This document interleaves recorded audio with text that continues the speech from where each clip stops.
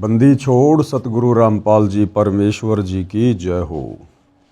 परमपिता परमात्मा सारी सृष्टि के रचनहार कुल मालिक असंख्य ब्रह्मांडों के स्वामी जगत गुरु तीनों लोकों में प्रवेश करके सबका धारण पोषण करने वाले राजाधीराज आत्माधार नाथों के नाथ देवों के देव महादेव सर्वेश्वर महेश्वर मृत्युंजय अजरो अमर आदि अनादि सनातनी प्रभु जगत पिता जगदीश्वर श्री श्री 1008 की उपाधि के वास्तविक अधिकारी अकाल मूर्त सौद स्वरूपी राम वासुदेव सर्वगतम ब्रह्म परम पूज्य प्रथम पूज्य परम संत परम पुरुष परम धनी परम दयालु सत्य कबीर हक्का कबीर अल्लाहु कबीर अल्लाहु अकबर बाखबर अल्लाह ताला जगत के तारणहार जगत के मुक्तिदाता जगत के जगन्नाथ हारे के सहारे हिंदुओं के राम मुसलमानों के अल्लाह सिखों के वाहिगुरु ईसाइयों के मसीह दया के सागर दयानिधि करुणा के सागर करुणानिधि स्वयंभू परिभू संकट मोचन कष्ट हरण मंगल करण दुख भंजन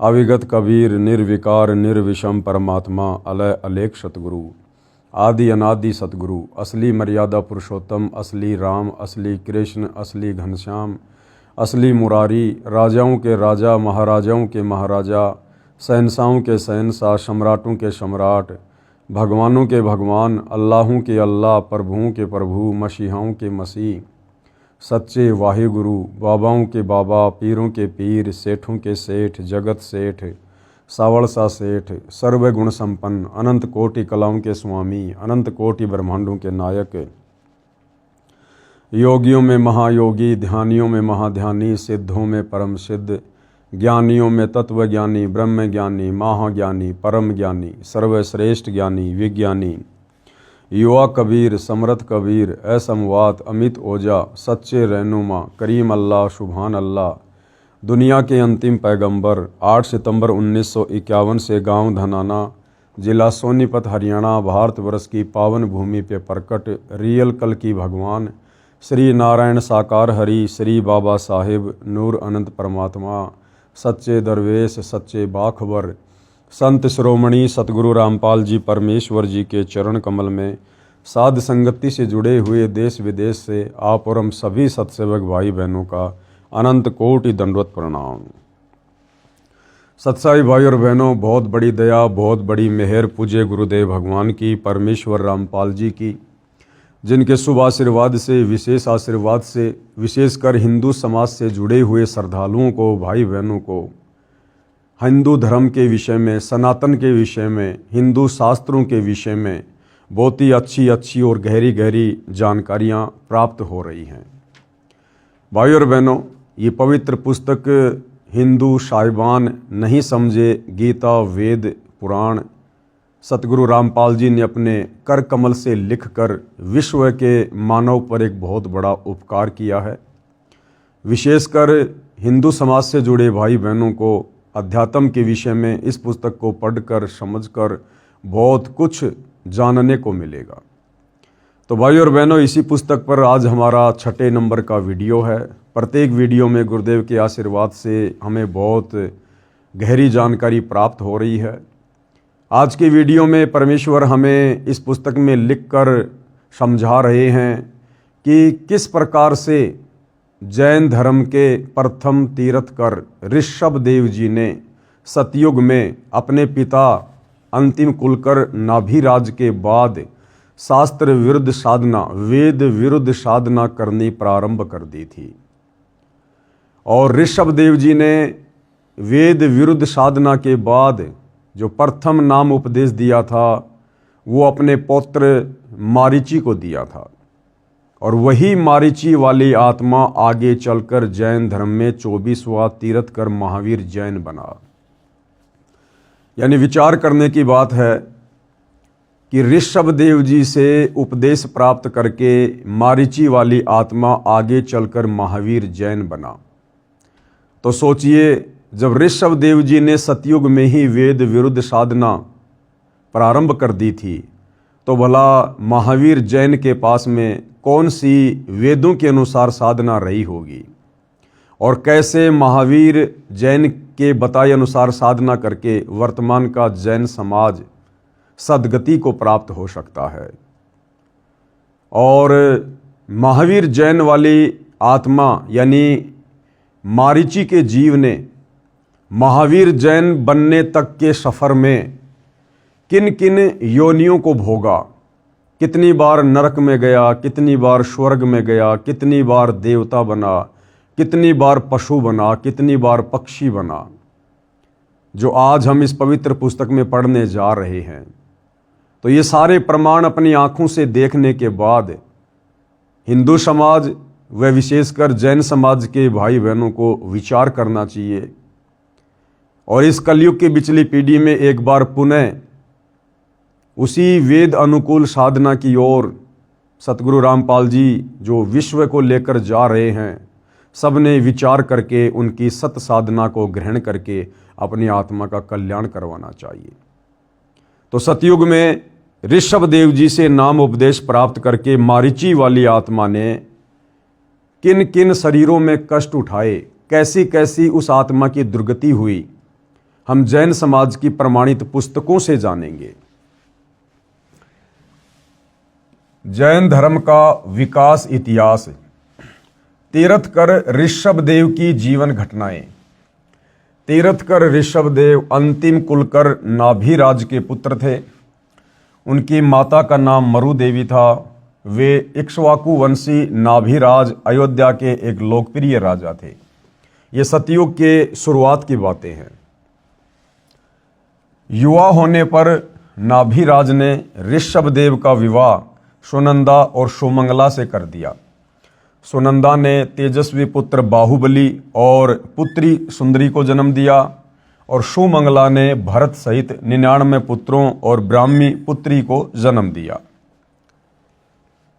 समय आने पर ऋषभ देव ने भरत को अयोध्या का, बाहुबली को तक्षशिला का और शेष युवराजों को उनकी योग्यता अनुसार राज्य सौंपकर संसार त्याग दिया और दीक्षा लेकर साधना में लीन हो गए। साधना काल में पाणिपात्री ऋषभ देव 1 वर्ष तक निराहार रहे। ऋषभ देव जी जब साधना करने के लिए जंगलों में चले गए तो 1 वर्ष तक निराहार रहे। पहली बात तो ये भाई और बहनों कि वेदों में कहीं भी निराहार रहकर यानी भूखे मरकर साधना करने का कोई प्रावधान नहीं है और ना ही जंगलों में जाकर यानी कर्म सन्यासी बनकर साधना करने का कोई प्रावधान है। लेकिन सतयुग में ही ऋषभ देव जी ने वेद विरुद्ध साधना अपना मनमाना आचरण करते हुए प्रारंभ कर दी थी। बाद में बाहुबली के पौत्र श्रेयांश कुमार ने इक्षु रस देकर यानी गन्ने का रस देकर उनकी इस निराहार वृत्ति को तोड़ा। लगातार 1000 वर्ष तक तपस्या करने वाले अब वेदों में गीता जी में कहीं भी तपस्या करने का कोई प्रावधान नहीं है। मुन्नी ऋषभ देव ने अंत में केवल्य ज्ञान प्राप्त किया और धर्म देशना प्रारंभ कर दी यानी नाम उपदेश देना शुरू कर दिया मनमुखी रूप से। ऋषभ देव जी ने प्रथम नाम उपदेश यानी धर्म देशना भरत के पुत्र मारीची को दी, जो बाद में 24वें तीर्थकर महावीर बने। यानी यही मारीची वाली आत्मा आगे चलकर जैन धर्म में 24वें तीर्थकर महावीर जैन बने। प्रमाण के लिए पेश है जैन संस्कृति कोश के मुख्य पृष्ठ तथा पृष्ठ 175 व 177 की फोटोकॉपी। ये प्रमाणों के साथ में आप भाई बहनों के सामने पेश किया जा रहा है। एनसाइक्लोपीडिया ऑफ जैनिज्म, जैन संस्कृति कोश, प्रथम भाग, जैन इतिहास, संस्कृति, कला एवं पुरातत्व, प्रोफेसर भागचंद्र जैन भास्कर। कहाँ से ये प्रकाशक है, प्राप्ति स्थान, कहाँ कहाँ ये पुस्तक मिलती है, सब कुछ उनके फ़ोन और फैक्स नंबर लिखे हुए हैं। और कहाँ लिखा हुआ इस पुस्तक में, ये सब कुछ आपको यहाँ पर देखने को मिल जाएगा। आप जिस पुस्तक को देख सकते हैं अच्छे से, आगे भी आप इसमें देखेंगे जो का त्यों लेख इस पुस्तक में लिखा हुआ है। जैन धर्म का विकास इतिहास। पिछले अध्याय में हमने जैन धर्म की मूल विशेषताओं की ओर संकेत करते हुए उसके उद्भव का उल्लेख किया था। ये सब कुछ लिखा हुआ है और यहाँ पर है तीर्थकर ऋषभदेव की जीवन घटनाएं। तीर्थकर ऋषभदेव अंतिम कुलकर नाभिराज के पुत्र थे। उनकी माता मरु देवी थी। वे इक्ष्वाकु वंशी नाभिराज अयोध्या के एक लोकप्रिय राजा थे। तरुण होने पर यानी युवा होने पर नाभिराज ने ऋषभदेव का विवाह सुनंदा और सुमंगला से कर दिया। सुनंदा ने तेजस्वी पुत्र बाहुबली और पुत्री सुंदरी को जन्म दिया और सुमंगला ने भरत सहित 99 पुत्रों और ब्राह्मी पुत्री को जन्म दिया। यानी पूज्य गुरुदेव भगवान ने अपनी पवित्र पुस्तक में जो लेख लिखा है ज्यों का त्यों जैन समाज की इस पुस्तक में लिखा हुआ है कि ऋषभदेव सतयुग में अयोध्या के राजा थे और किस प्रकार से उन्होंने वेद विरुद्ध साधना शुरू की। बिल्कुल साफ साफ लिखा हुआ, देखिएगा। समय आने पर ऋषभदेव ने भरत को अयोध्या का, बाहुबली को तक्षशिला का और शेष युवराजों को उनकी योग्यता अनुसार राज्य सौंपकर संसार त्याग दिया और दीक्षा लेकर साधना में लीन हो गए। साधना काल में पाणिपात्री ऋषभदेव 1 वर्ष तक निराहार रहे, यानी उन्होंने कुछ भी नहीं खाया पिया। बाद में बाहुबली के पुत्र श्रेयंस कुमार ने इक्षु रस देकर उनकी इस निराहार व्यर्ति को तोड़ा। लगातार 1000 वर्ष तक तपस्या करने वाले मुनि ऋषभदेव ने अंत में केवल्य ज्ञान प्राप्त किया और धर्म देशना प्रारंभ की। प्रथम धर्म देशना यानी नाम उपदेश भरत के पुत्र मारीची को दी, जो बाद में 24वें तीर्थकर महावीर जैन बने। ये सब कुछ जैन समाज की पुस्तकों में लिखा हुआ है। कहने का मतलब है कि जो बातें पूज्य गुरुदेव भगवान हमें इस पवित्र पुस्तक हिंदू साहिबान नहीं समझे, गीता वेद पुराण, इसमें जो लिखा है वो शब्दा शब्द सत्य है। किसी को किसी प्रकार की कोई शंका ना हो। अब हम अपने मुख्य पॉइंट पर आते हैं। हिंदू साहिबान नहीं समझे गीता वेद पुराण। वेदों वाली साधना यानी जो श्रीमद् भगवत गीता के रूप में द्वापर के अंत में बताई है, यह सतयुग के लगभग 1 लाख वर्ष बीत जाने पर नष्ट हो गई थी। यानी नाभिराज तक वेदों के अनुसार साधना हुआ करती थी, लेकिन नाभिराज के बाद उनके जो बेटे थे, जो पुत्र थे ऋषभदेव, उन्होंने फिर वेद विरुद्ध साधना करनी शुरू कर दी थी। मनमाना आचरण करना शुरू कर दिया था। यानी सनातन का धीरे धीरे पतन ऋषभदेव के बाद शुरू हो चुका था। यानी लुप्त हो गई थी। ऋषिजन व अन्य साधक मनमाना आचरण करने लग गए थे, जो गीता अध्याय 16 श्लोक 23 में व्यर्थ कहा है। इसका प्रमाण है राजा ऋषभदेव व मरीचि। राजा नाभिराज के पुत्र राजा ऋषभदेव राज त्याग कर मनमाना आचरण करने लगे।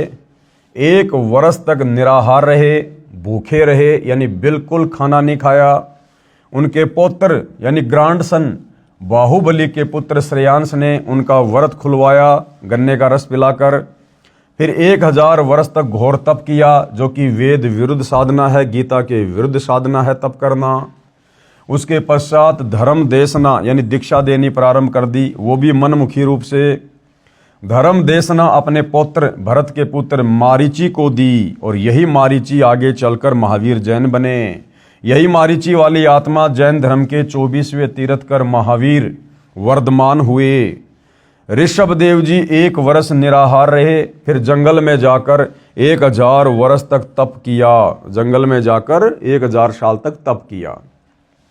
मारीची ने वही साधना की जो उसके गुरु व दादाजी ऋषभदेव ने स्वयं की थी। यानी ऋषभदेव जी ने वेद विरुद्ध साधना की थी और वही साधना उसके पुत्र मारीची ने शुरू कर दी तथा वही मारीची को बताई थी। गीता अध्याय 6 श्लोक 16 में कहा है कि हे भारत, योग यानी साधना न तो बिल्कुल न खाने वाले की, न अधिक खाने वाले की, न अधिक जागने वाले की और न अधिक सोने वाले की सफल होती है। अब भाइयों और बहनों, गीता का ज्ञान देने वाला भगवान ये ब्रह्म गीता जी में क्या कह रहा है अर्जुन को कि हे अर्जुन, जो व्यक्ति बिल्कुल भी भोजन नहीं करता है और भक्ति भी करता है, उसकी भक्ति साधना कभी सफल नहीं होती। तो बिल्कुल न खाने का मतलब है व्रत करना। तो ऋषभ देव जी ने वेद विरुद्ध साधना की, 1 वर्ष तक निराहार रहे, उन्होंने व्रत किया, कुछ भी नहीं खाया। यानी वेद विरुद्ध साधना, गीता के विरुद्ध साधना, यानी निराहार रहने वाले की भक्ति व्यर्थ है। गीता अध्याय 17 श्लोक 5 और 6 में कहा है कि जो मन कल्पित घोर तप को तपते हैं, जो व्यक्ति मन कल्पित यानी मनमाना आचरण करते हुए घोर तप करते हैं, जैसे एक पैर पे खड़ा हो जाना, पैदल यात्रा करना, कावड़ लेके आना, ये सब मन कल्पित घोर तप की श्रेणी में आते हैं। तो गीता का ज्ञान देने वाला भगवान ब्रह्म, जिसे हिंदू समाज श्री कृष्ण के नाम से जानता है, पहचानता है और उसी को सुप्रीम गॉड मानता है, तो भाई वही गीता का ज्ञान देने वाला भगवान ब्रह्म कह रहा है गीता अध्याय 17 श्लोक 5 और 6 में कि जो मन कल्पित घोर तप को तपते हैं। और भाई आज वर्तमान में पूरा का पूरा हिंदू समाज मन कल्पित साधना में लगा हुआ है। वे शरीर में स्थान स्थान पर विराजमान शक्तियों व अन्य जीवों को, जो शरीर में जीवाणु हैं, उनको तथा मुझे दुखी करने वाले हैं, पीड़ा देने वाले हैं, उनको असुर स्वभाव के जान, यानी उनको राक्षस प्रवृत्ति के जान। कहाँ लिखा है? गीता अध्याय 17 श्लोक 5 और 6 में। अब निष्कर्ष क्या दे रहे हैं पूज्य गुरुदेव भगवान? निष्कर्ष, श्री ऋषभ देव जी, उसके पौत्र व शिष्य मारीची ने भी ऐसी साधना की, यानी गीता के विरुद्ध साधना, वेदों के विरुद्ध साधना, जिस कारण से मारीची के जीव ने, यानी मारीची वाली आत्मा ने, महावीर जैन तक के जीवन के बीच के जन्मों में जो लाभ व हानि हुई वह संक्षिप्त में इस प्रकार है। यानी ऋषभ देव जी का अनुसरण करने के कारण मारीची वाली आत्मा ने भी आजीवन वेद विरुद्ध साधना की, और मारीची से लेकर, यानी मारीची हुए थे सतयुग में, और मारीची से लेकर महावीर जैन तक का सफर उसी आत्मा का। तो महावीर जैन हुए अब कलयुग में, और मारीची वाली आत्मा हुई थी सतयुग में। तो इस बीच तो कई लाखों वर्ष का जीवन व्यतीत हो गया। तो मारीची वाली आत्मा जो सतयुग में थी, उस समय से लेकर और महावीर जैन तक के जीव का सफर जो उसने तय किया उस आत्मा ने, इस दौरान उस वेद विरुद्ध साधना के करने के चलते उस मारीची वाली आत्मा ने कितने शरीर धारण किए, कैसी कैसी योनियां धारण की, कैसे कैसे कष्ट उठाए उस वेद विरुद्ध साधना के करने के चलते। तो सोचिए भाई और बहनों, वर्तमान में पूरा विश्व क्या साधना कर रहा है? वही मन कल्पित मनमाना आचरण, वेद विरुद्ध साधना। तो आप और हमने भी इसी प्रकार से कष्ट भोगा है जो मारीची वाली आत्मा ने भोगा। अब हम आगे पढ़ेंगे कि किन किन शरीरों को मारीची वाली आत्मा ने धारण किया और कष्ट उठाया वेद विरुद्ध साधना करने के चलते। कभी भीलों के राजा का जन्म जिया, यानी जंगलों में भटका, शिकार किया, कच्चे जानवर खाए, कभी देवता बना, कभी स्वर्ग में गया, कभी नरक में गिरा, 60 करोड़ बार गधा बना। वो महावीर जैन वाली आत्मा जो सतयुग में मारीची था, 60 करोड़ बार गधा बना वेदों के विरुद्ध साधना करने के चलते, जो साधना आज पूरा विश्व कर रहा है। 60 करोड़ बार गधा बना, 30 करोड़ बार कुत्ता बना, 20 करोड़ बार बिल्ली का जीवन पाया, स्त्री भी बना, नपुंसक हजारों बार बना, फिर महावीर वर्धमान जैन का जन्म हुआ और आगे चलकर फिर वो महावीर भगवान बना। महावीर वर्धमान ने 363 पाखंड मत चलाए। एक तो भाइयों और बहनों वो मारीची वाली आत्मा महावीर जैन वैसे ही वेद विरुद्ध साधना कर रही थी, और महावीर जैन का जन्म प्राप्त करके और उसने 363 पाखंड मत शुरू कर दिए। तो सोचिए आज का जैन समाज क्या साधना कर रहा है। महावीर वर्धमान ने 363 पाखंड मत चलाए, जिनका पालन वर्तमान में जैन समाज कर रहा है। अधिक जानकारी के लिए पढ़िए फोटोकॉपी में निम्न पुस्तक का आंशिक लेख। अब भाइयों और बहनों, ये बातें हमारे गले कैसे उतरे कि महावीर जैन वाली आत्मा भी 60 करोड़ बार गधा बना, 30 करोड़ बार कुत्ता बना, 20 करोड़ बार बिल्ली बना, नपुंसक बना, पेड़ पौधे की योनियों में गया, फिर कभी बीच बीच में देवता बना, कभी उसका गर्भ में जो है मृत्यु हुई, वो वेद विरुद्ध साधना करने के चलते। तो अगर आपको ये प्रमाण दिखा दिए जाएं जैन समाज के विद्वानों के द्वारा लिखी जैन समाज की पुस्तकों में, उसके बाद तो भगत समाज को कोई संदेह नहीं होना चाहिए कि भैया फिर हमारी क्या औकात है। जो अपने आप को भगवान कहलाकर चले गए, उन्होंने भी गधे कुत्ते सूअर की योनियां भोगी हैं वेद विरुद्ध साधना करने के चलते।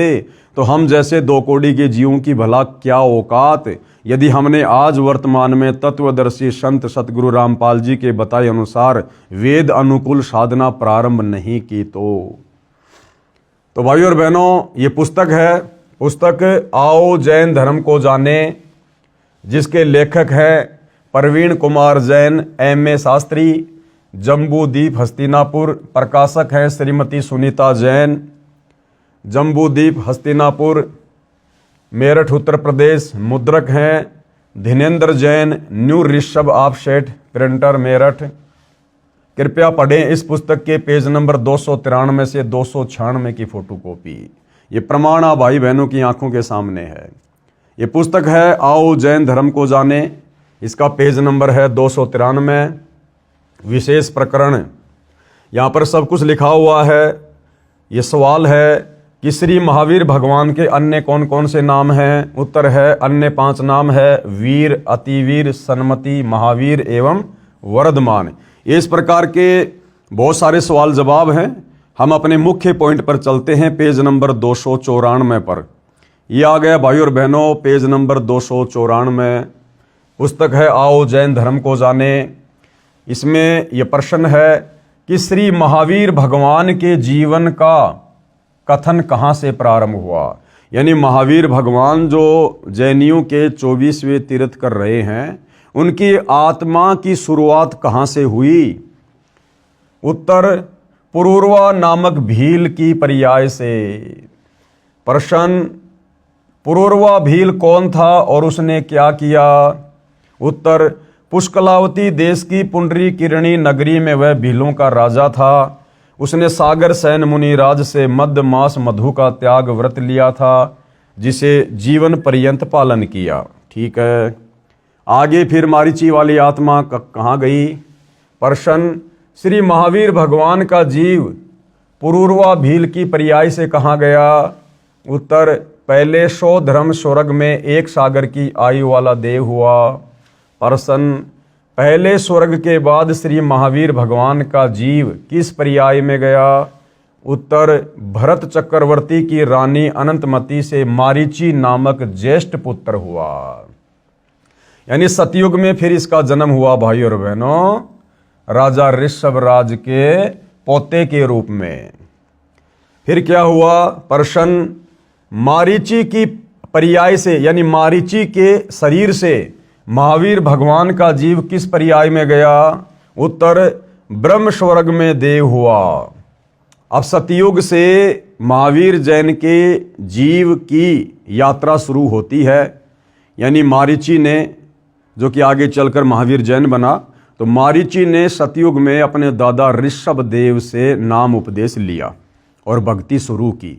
और ऋषभ देव से नाम लेकर उसने भक्ति शुरू की, तो मरने के बाद उसका जीव कहाँ गया। ब्रह्म स्वर्ग में देव हुआ।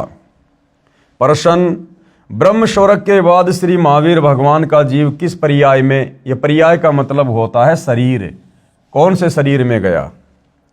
उत्तर, अयोध्या नगरी में कपिल ब्राह्मण की काली स्त्री से जटिल नाम का पुत्र हुआ। फिर प्रश्न है, जटिल की पर्याय से यानी शरीर से श्री महावीर भगवान का जीव किस पर्याय यानी शरीर में गया। उत्तर मिला, 100 धर्म स्वर्ग में 1 सागर की आयु वाला देव हुआ। आगे प्रश्न किया है, सो धर्म स्वर्ग से निकलकर श्री महावीर भगवान का जीव किस पर्याय में गया? उत्तर, इसी भरत क्षेत्र में सूतिका नामक गांव में अग्निभूत ब्राह्मण की गौतम स्त्री से अग्निशय नामक पुत्र हुआ। आगे प्रश्न किया है, अग्निशय की पर्याय से श्री महावीर भगवान का जीव किस पर्याय में गया? उत्तर मिला, स्वर्ग में गया। प्रश्न, स्वर्ग की पर्याय से श्री महावीर भगवान का जीव किस पर्याय में गया? उत्तर, भरत क्षेत्र के मंदिर नामक ग्राम में गौतम ब्राह्मण की कौशिकी पत्नी से अग्निमित्र नाम का पुत्र हुआ। यानी मारीची वाली आत्मा के बार बार जन्म होते आ रहे हैं, मोक्ष नहीं हुआ, बार बार जन्म और मृत्यु होती आ रही है। जैसे कि गीता का ज्ञान देने वाले ब्रह्म ने गीता में पहले ही कहा है कि अर्जुन, तेरे और मेरे बहुत जन्म हो चुके हैं, तू और मैं और ये राजा लोग पहले भी थे, आज भी हैं और आगे भी होंगे। यानी ब्रह्म की साधना करते करते ये जीव कभी भी पूर्ण मुक्ति को प्राप्त नहीं हो सकता, जन्म और मरण के चक्कर से पीछा नहीं छुड़वा सकता। प्रश्न, अग्निमित्र की पर्याय से श्री महावीर भगवान का जीव कहाँ गया? उत्तर मिला, महेंद्र स्वर्ग में गया। प्रश्न, महेंद्र स्वर्ग से श्री महावीर भगवान का जीव कहाँ गया? उत्तर, मंदिर नगर में सालकाय ब्राह्मण की पत्नी से भारद्वाज नाम का पुत्र हुआ। प्रश्न, भारद्वाज की पर्याय से महावीर भगवान का जीव कहाँ गया? उत्तर मिला, महेंद्र स्वर्ग में गया। प्रश्न, महेंद्र स्वर्ग से महावीर भगवान का जीव कहाँ गया? उत्तर है, इतर निगोद में एक सागर की आयु वाला निगोदिया जीव हुआ। फिर सवाल है, निगोद से निकलकर श्री महावीर भगवान का जीव कहाँ गया? उत्तर, अनेकों भाव धारण किए जो इस प्रकार हैं। अब देखो भाई और बहनों, कितनी दुर्गति हुई इस मारीची वाली आत्मा की, जो आगे चलकर भगवान जैन बना, महावीर जैन बना। निगोद से निकलकर श्री महावीर भगवान का जीव कहाँ गया? अब देखिए भाई और बहनों, वेद विरुद्ध साधना करने का नतीजा, राजा ऋषभदेव से उपदेश लेकर वेद विरुद्ध साधना करने का परिणाम, नतीजा। जो वेद विरुद्ध साधना वर्तमान में पूरा विश्व कर रहा है, सतगुरु रामपाल जी के भक्तों को छोड़कर। अनेकों भाव धारण किए, यानी अनेकों शरीर धारण किए उस मारीची वाली आत्मा ने, भगवान महावीर के जीव ने। 1000 आक वर्ष के भाव, 1000 बातों आक के वृक्ष के जीवन धारण किए। 80,000 सीप के भाव, सीप जो समुद्र में होती है, 80,000 बार सीप के शरीर धारण किए।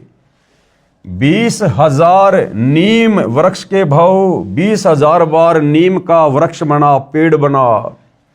90,000 बार केली वृक्ष के भाव, 90,000 बार केले के वृक्ष के शरीर धारण किए, यानी पेड़ बना।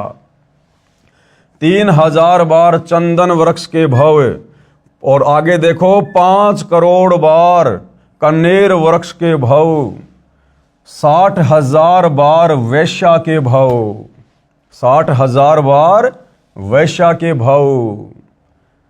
यानी सतयुग में राजा ऋषभदेव से उपदेश लेने के बाद और वेद विरुद्ध साधना करने के कारण उस मारीची वाली आत्मा के, महावीर जैन के जीव के 60,000 जन्म वैश्या के हुए।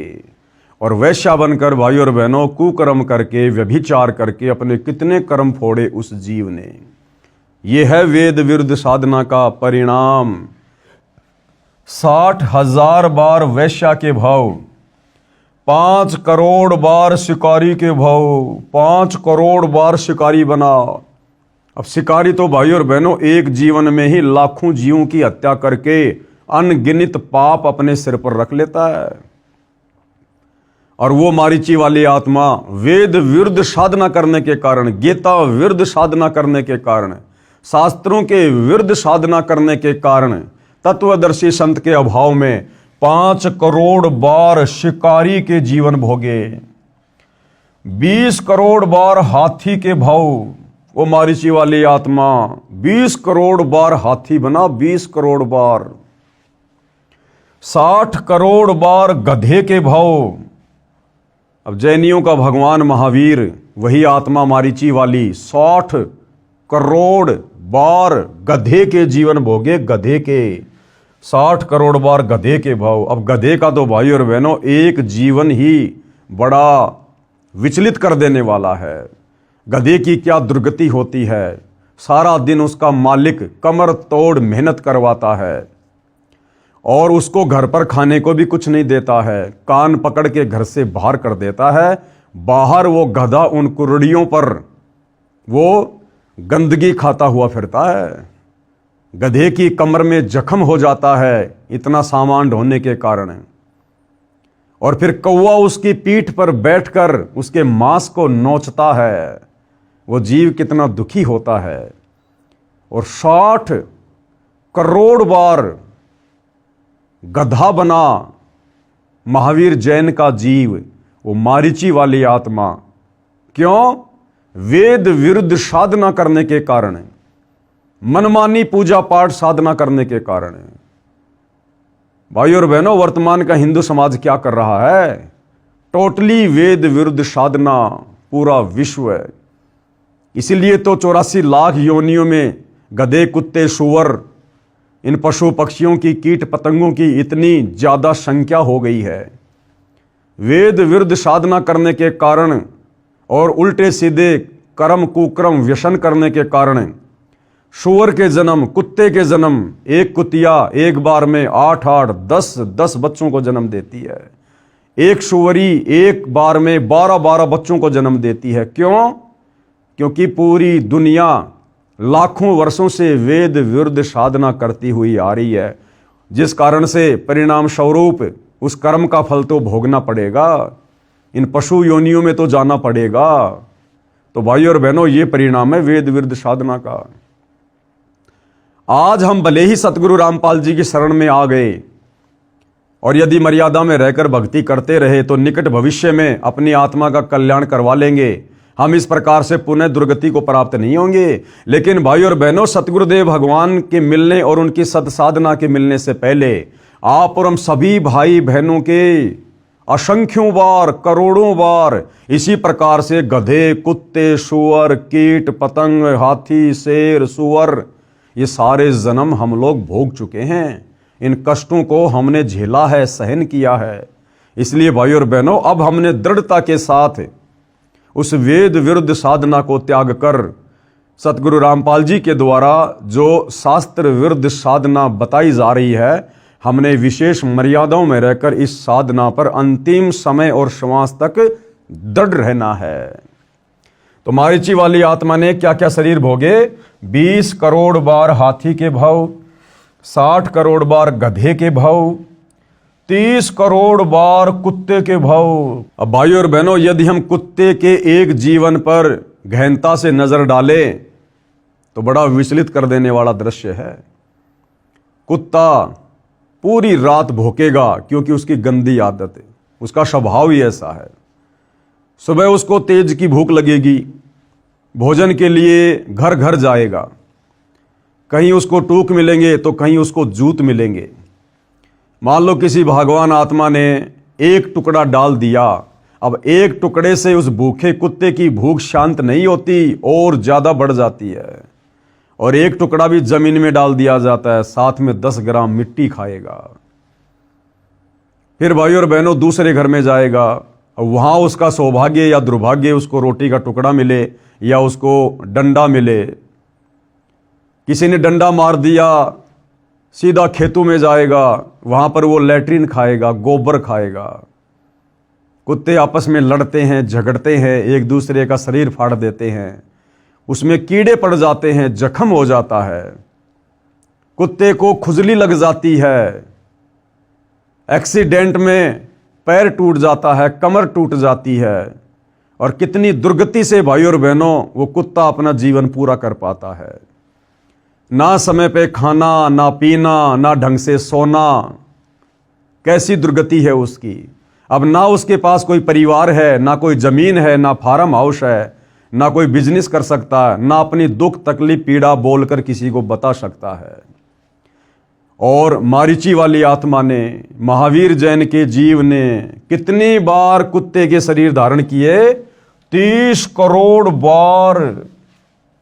60 करोड़ बार नपुंसक के भव, 60 करोड़ बार हिजड़ा बना, 60 करोड़ बार, और 20 करोड़ बार स्त्री के भव, 90 लाख बार धोबी के भव, 8 करोड़ बार घोड़े के भव, 8 करोड़ बार घोड़ा बना, 20 करोड़ बार बिल्ली के भव, 60 लाख बार गर्भपात में मरण, और 60 लाख बार वो मारीची वाली आत्मा वेद विरुद्ध साधना करने के कारण, मनमानी भक्ति साधना करने के कारण, और 60 लाख बार गर्भपात से मरण यानी मां के पेट में ही उसकी मृत्यु हो गई, और 80 लाख बार देव पर्याय को प्राप्त हुआ। अब क्या करेंगे उस देवता के शरीर को जो 60 करोड़ बार 30 करोड़ बार गधे कुत्ते के शरीर भोगने पड़ रहे हैं।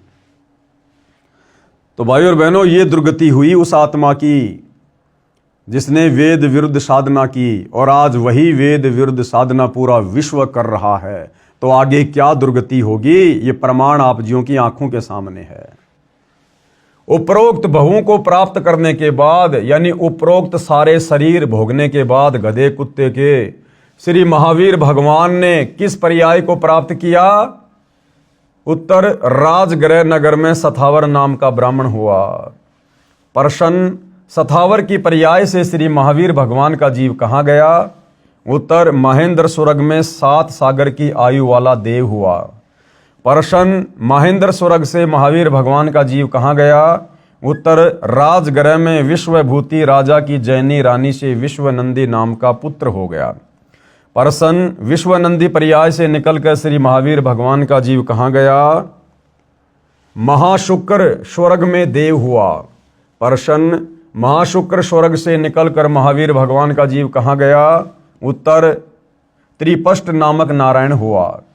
प्रश्न, त्रिपष्ट नारायण से श्री महावीर भगवान का जीव कहाँ गया? उत्तर 7वें नरक में, 7वें नरक में गया। फिर वो यानी सबसे भयंकर सजा जहां मिलती है, थर्ड क्वालिटी का नरक, 7वें नरक में गया। प्रश्न, 7वें नरक से श्री महावीर भगवान का जीव कहाँ गया? ये पेज नंबर 294 है। आओ जैन धर्म को जाने, ये पुस्तक। सिंहगिरी पर्वत पर सिंह हुआ, पुनः प्रथम नरक में गया। प्रश्न, प्रथम नरक से निकलकर श्री भगवान महावीर का जीव कहाँ गया? हिमवान पर्वत शिखर पर सिंह हुआ, यहाँ पर उसे अजितंजय एवं अमित गुण नामक मुनिराज ने संबोधित किया। प्रश्न, सिंह का जीव किस पर्याय में गया? सौधर्म स्वर्ग में सिंह केतु नाम का देव हुआ। सिंह केतु का जीव किस पर्याय में गया? कनक प्रभु नगर में राजा नकपुंख विद्याधर और रानी कनकमाला से कंकोज्वल नाम का पुत्र हुआ। फिर कनकोज्वल आगे किस पर्याय में गया? 7वें स्वर्ग में देव हुआ। 7वें स्वर्ग से श्री भगवान महावीर का जीव कहाँ गया? अयोध्या नगरी में राजा वज्रसेन की शीलवती रानी से हरिसेन नाम का पुत्र हुआ। ये उसके बहुत सारे जन्म लिखे हुए हैं भाई और बहनों। और अंत में फिर वो जीव कहाँ गया? अंत में देखिएगा, पुष्कोत्तर विमान में देव हुआ। तदंतर 24वें तीर्थ कर श्री महावीर भगवान हुए। अपनी इतनी दुर्गति करवाकर, इतने कष्ट उठाकर, गधे के, कुत्ते के, घोड़े के, नपुंसक के, धोबी के, वृक्षों के ये शरीर भोगने के बाद, और अंत में वो मारीची वाली आत्मा फिर क्या बना? अंत में 24वें तीर्थ कर श्री महावीर भगवान हुए। अभी भी भगवान, कितनी बार गधा बना, कुत्ता बना, उसके बाद भी भगवान। प्रश्न, श्री महावीर भगवान के जीव ने कितने पाखंड मत चलाए? अब देखो भाई और बहनों, ये पुस्तक सतगुरु रामपाल जी ने नहीं लिखी है, जैन समाज के विद्वानों ने लिखी है, और पूरे जैन समाज को स्वीकार्य है। और क्या लिखा जा रहा है कि श्री महावीर भगवान के जीव ने कितने पाखंड मत चलाए? 363 पाखंड मत चलाए। पहली बात तो वो मारीची वाली आत्मा वेद विरुद्ध साधना करने के चलते खुद कितना दुखी हुआ, कितना परेशान हुआ। और आगे चलकर जब वो मारीची वाली आत्मा महावीर जैन बना, उसने और 363 पाखंड मत चला दिए। यानी आज का जैन समाज वो साधना भी नहीं कर रहा जो साधना ऋषभ देव ने मारीची को दी थी, क्योंकि आगे चलकर उसी मारीची वाली आत्मा ने महावीर जैन बनकर भक्ति के स्वरूप को और अधिक बिगाड़ दिया और मनमाना आचरण करते हुए मनमुखी रूप से 363 पाखंड मत चला दिए।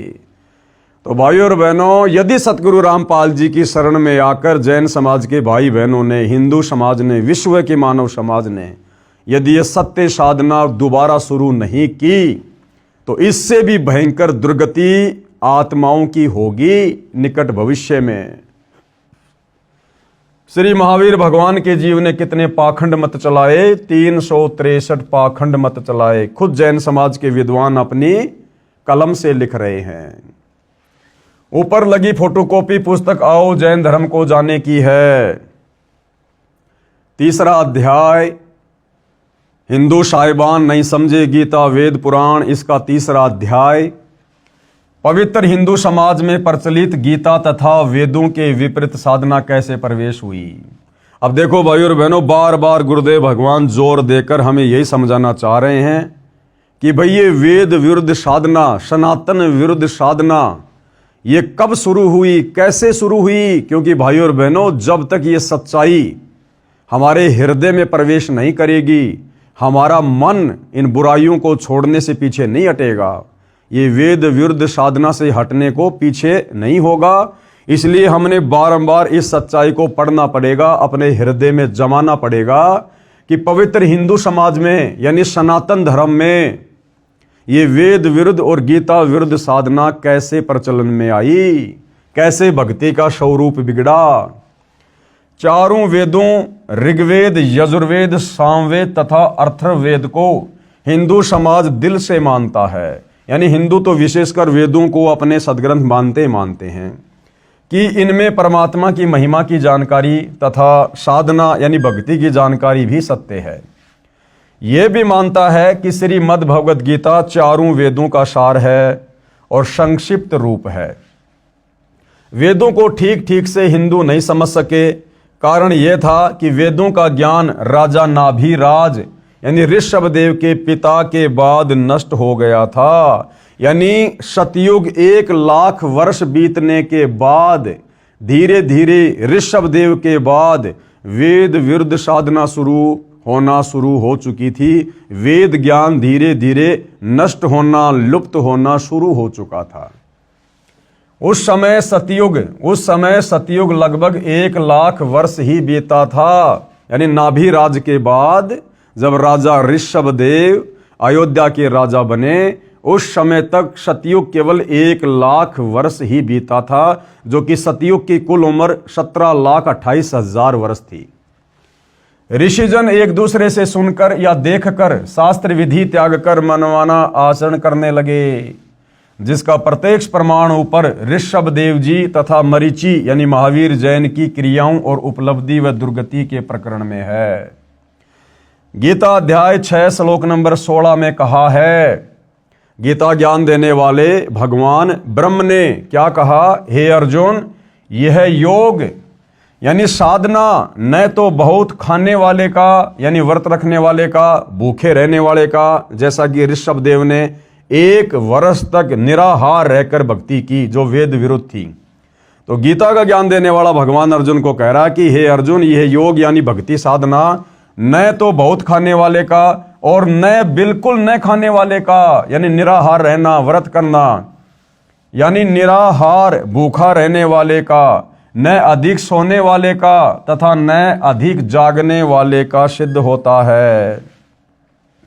इससे सिद्ध हो जाता है कि ऋषभ देव जी ने व मरीची ने शास्त्र विधि त्याग कर मनमाना आचरण किया, जिस कारण से उनकी साधना यानी भक्ति व्यर्थ थी, यूजलेस थी, बेकार थी वो साधना, जिन्हें हम बहुत बड़े ऋषि संत महात्मा मानकर बड़े सम्मान वाली दृष्टि से देख रहे थे। जैन समाज के लोग कहते हैं हमारे प्रथम तीर्थकर ऋषभ देव जी, उनके समान ज्ञान किसी को नहीं, उनके समान कोई भक्ति नहीं कर सकता। अरे उनसे भी गिरी हुई भक्ति आज पूरा संसार कर रहा है, पूरी दुनिया कर रही है मेरे भाई।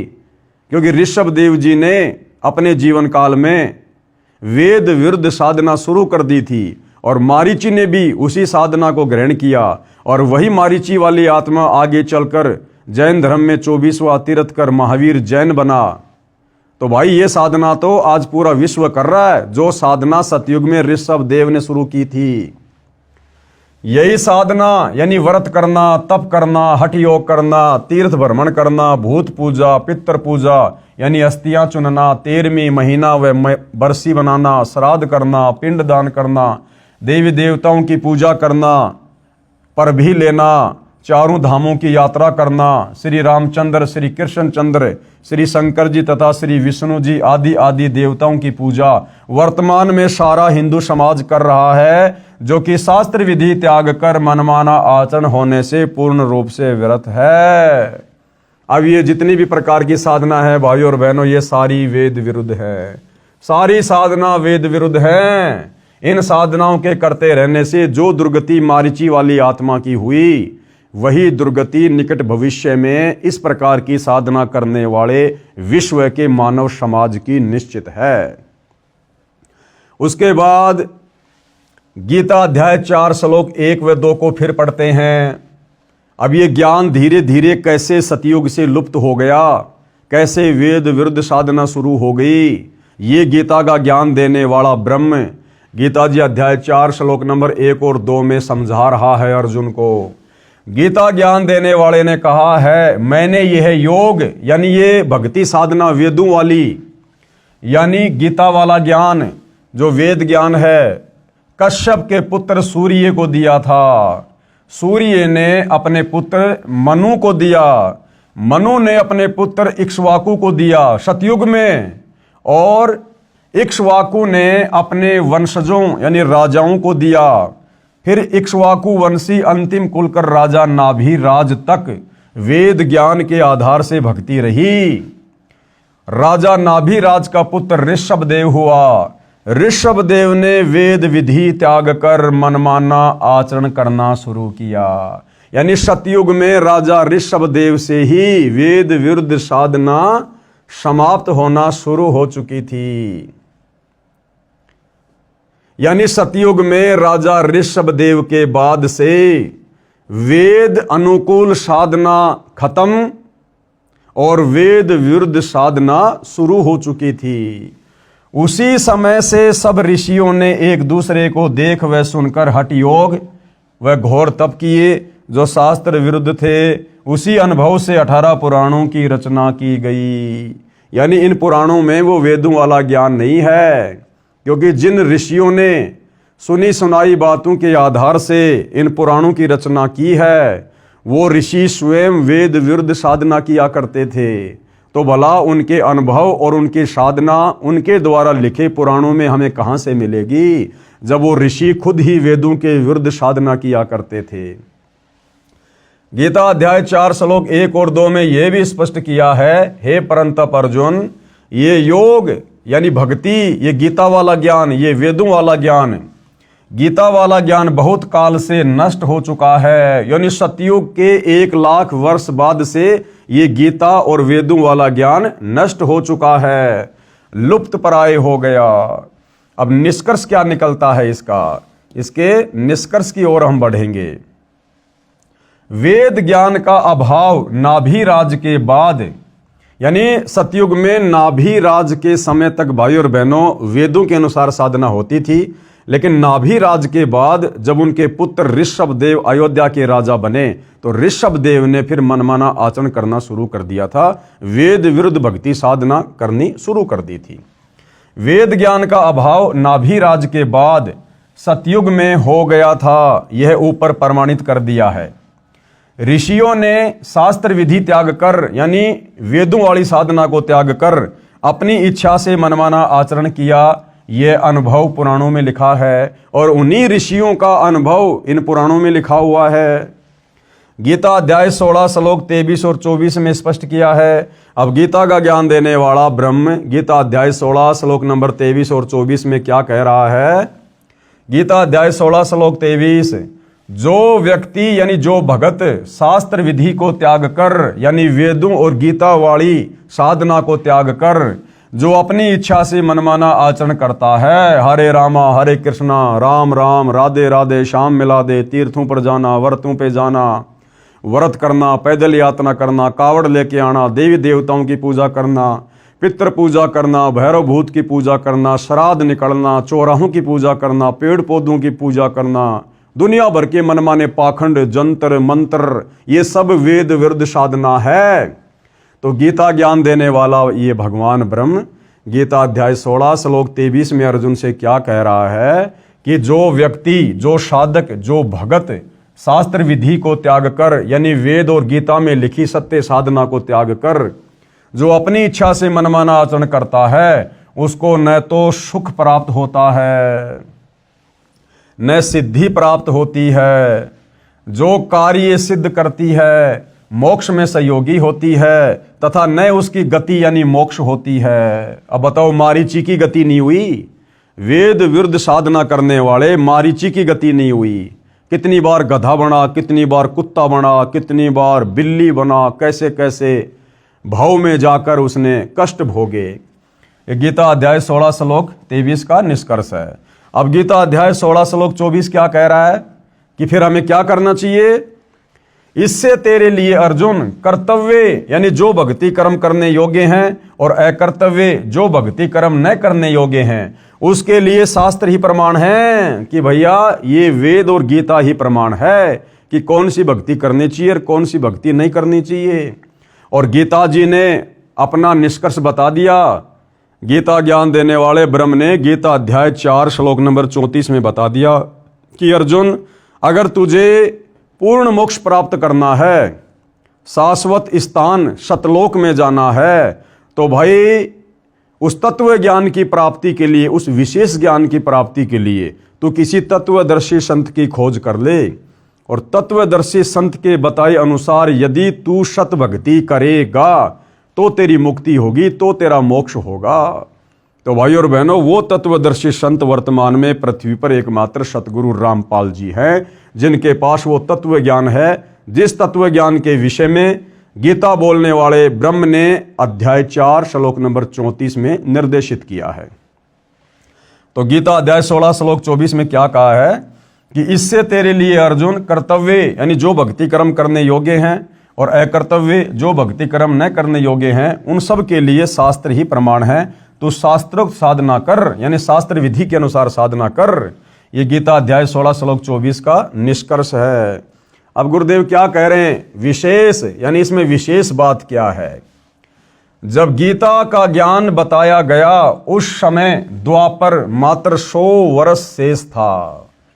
यानी इस कलयुग की शुरुआत में केवल 100 वर्ष ही शेष थे, जिस समय महाभारत के युद्ध में कुरुक्षेत्र के मैदान में गीता जी का ज्ञान बोला गया था। ये वेदों वाला ज्ञान फिर से बोला गया था और ये वेदों के विपरीत साधना होती हुई आ रही है सतयुग से, लाखों वर्ष से। क्या कह रहे हैं गुरुदेव? जब गीता का ज्ञान बताया गया उस समय द्वापर युग मात्र 100 वर्ष बचा हुआ था समाप्त होने में। गणित की रीति से समझते हैं 4 युग हैं। सतयुग का कुल समय कितना होता है? 17,28,000 वर्ष। त्रेता युग का कुल समय कितना होता है? 12,96,000 वर्ष। फिर द्वापर युग का कुल समय कितना? 8,64,000 वर्ष। और इन सब का योग कितना हुआ? 38,880,000 वर्ष। जब गीता का ज्ञान बताया गया कब? द्वापर के अंत में। तब द्वापर मात्र 100 वर्ष शेष था, यानी द्वापर युग खत्म होने में केवल 100 वर्ष शेष था, बाकी द्वापर भी पूरा बीत चुका था। इसलिए सतयुग के प्रारंभ से यानी 38,08,800 प्लस ये इसमें -100 कर देंगे तो 38,87,900 वर्ष के बाद गीता का ज्ञान बताया गया। नाभिराज राजा का समय, नाभिराज राजा का समय सतयुग के प्रारंभ में रहा है और नाभिराज के बाद से ये वेदों के विपरीत भक्ति साधना शुरू हो गई थी। नाभिराज राजा का समय सतयुग के प्रारंभ में रहा है क्योंकि वह इक्ष्वाकु जी का परपौत्र था। मनु का जीवन काल सतयुग के प्रारंभ में रहा है। राजा इक्ष्वाकु मनु जी का पुत्र था। यदि नाभिराज तक 1,00,000 वर्ष सतयुग बीत गया माना जाए तो गीता का ज्ञान राजा नाभिराज जी से 37,87,900 वर्ष बाद कहा गया, द्वापर के अंत में, महाभारत के क्षेत्र में। सतयुग के 1,00,000 वर्ष के बाद से जो शास्त्र विधि त्याग कर मनमाना आचरण ऋषियों ने किया वह अनुभव पुराणों में भरा हुआ है।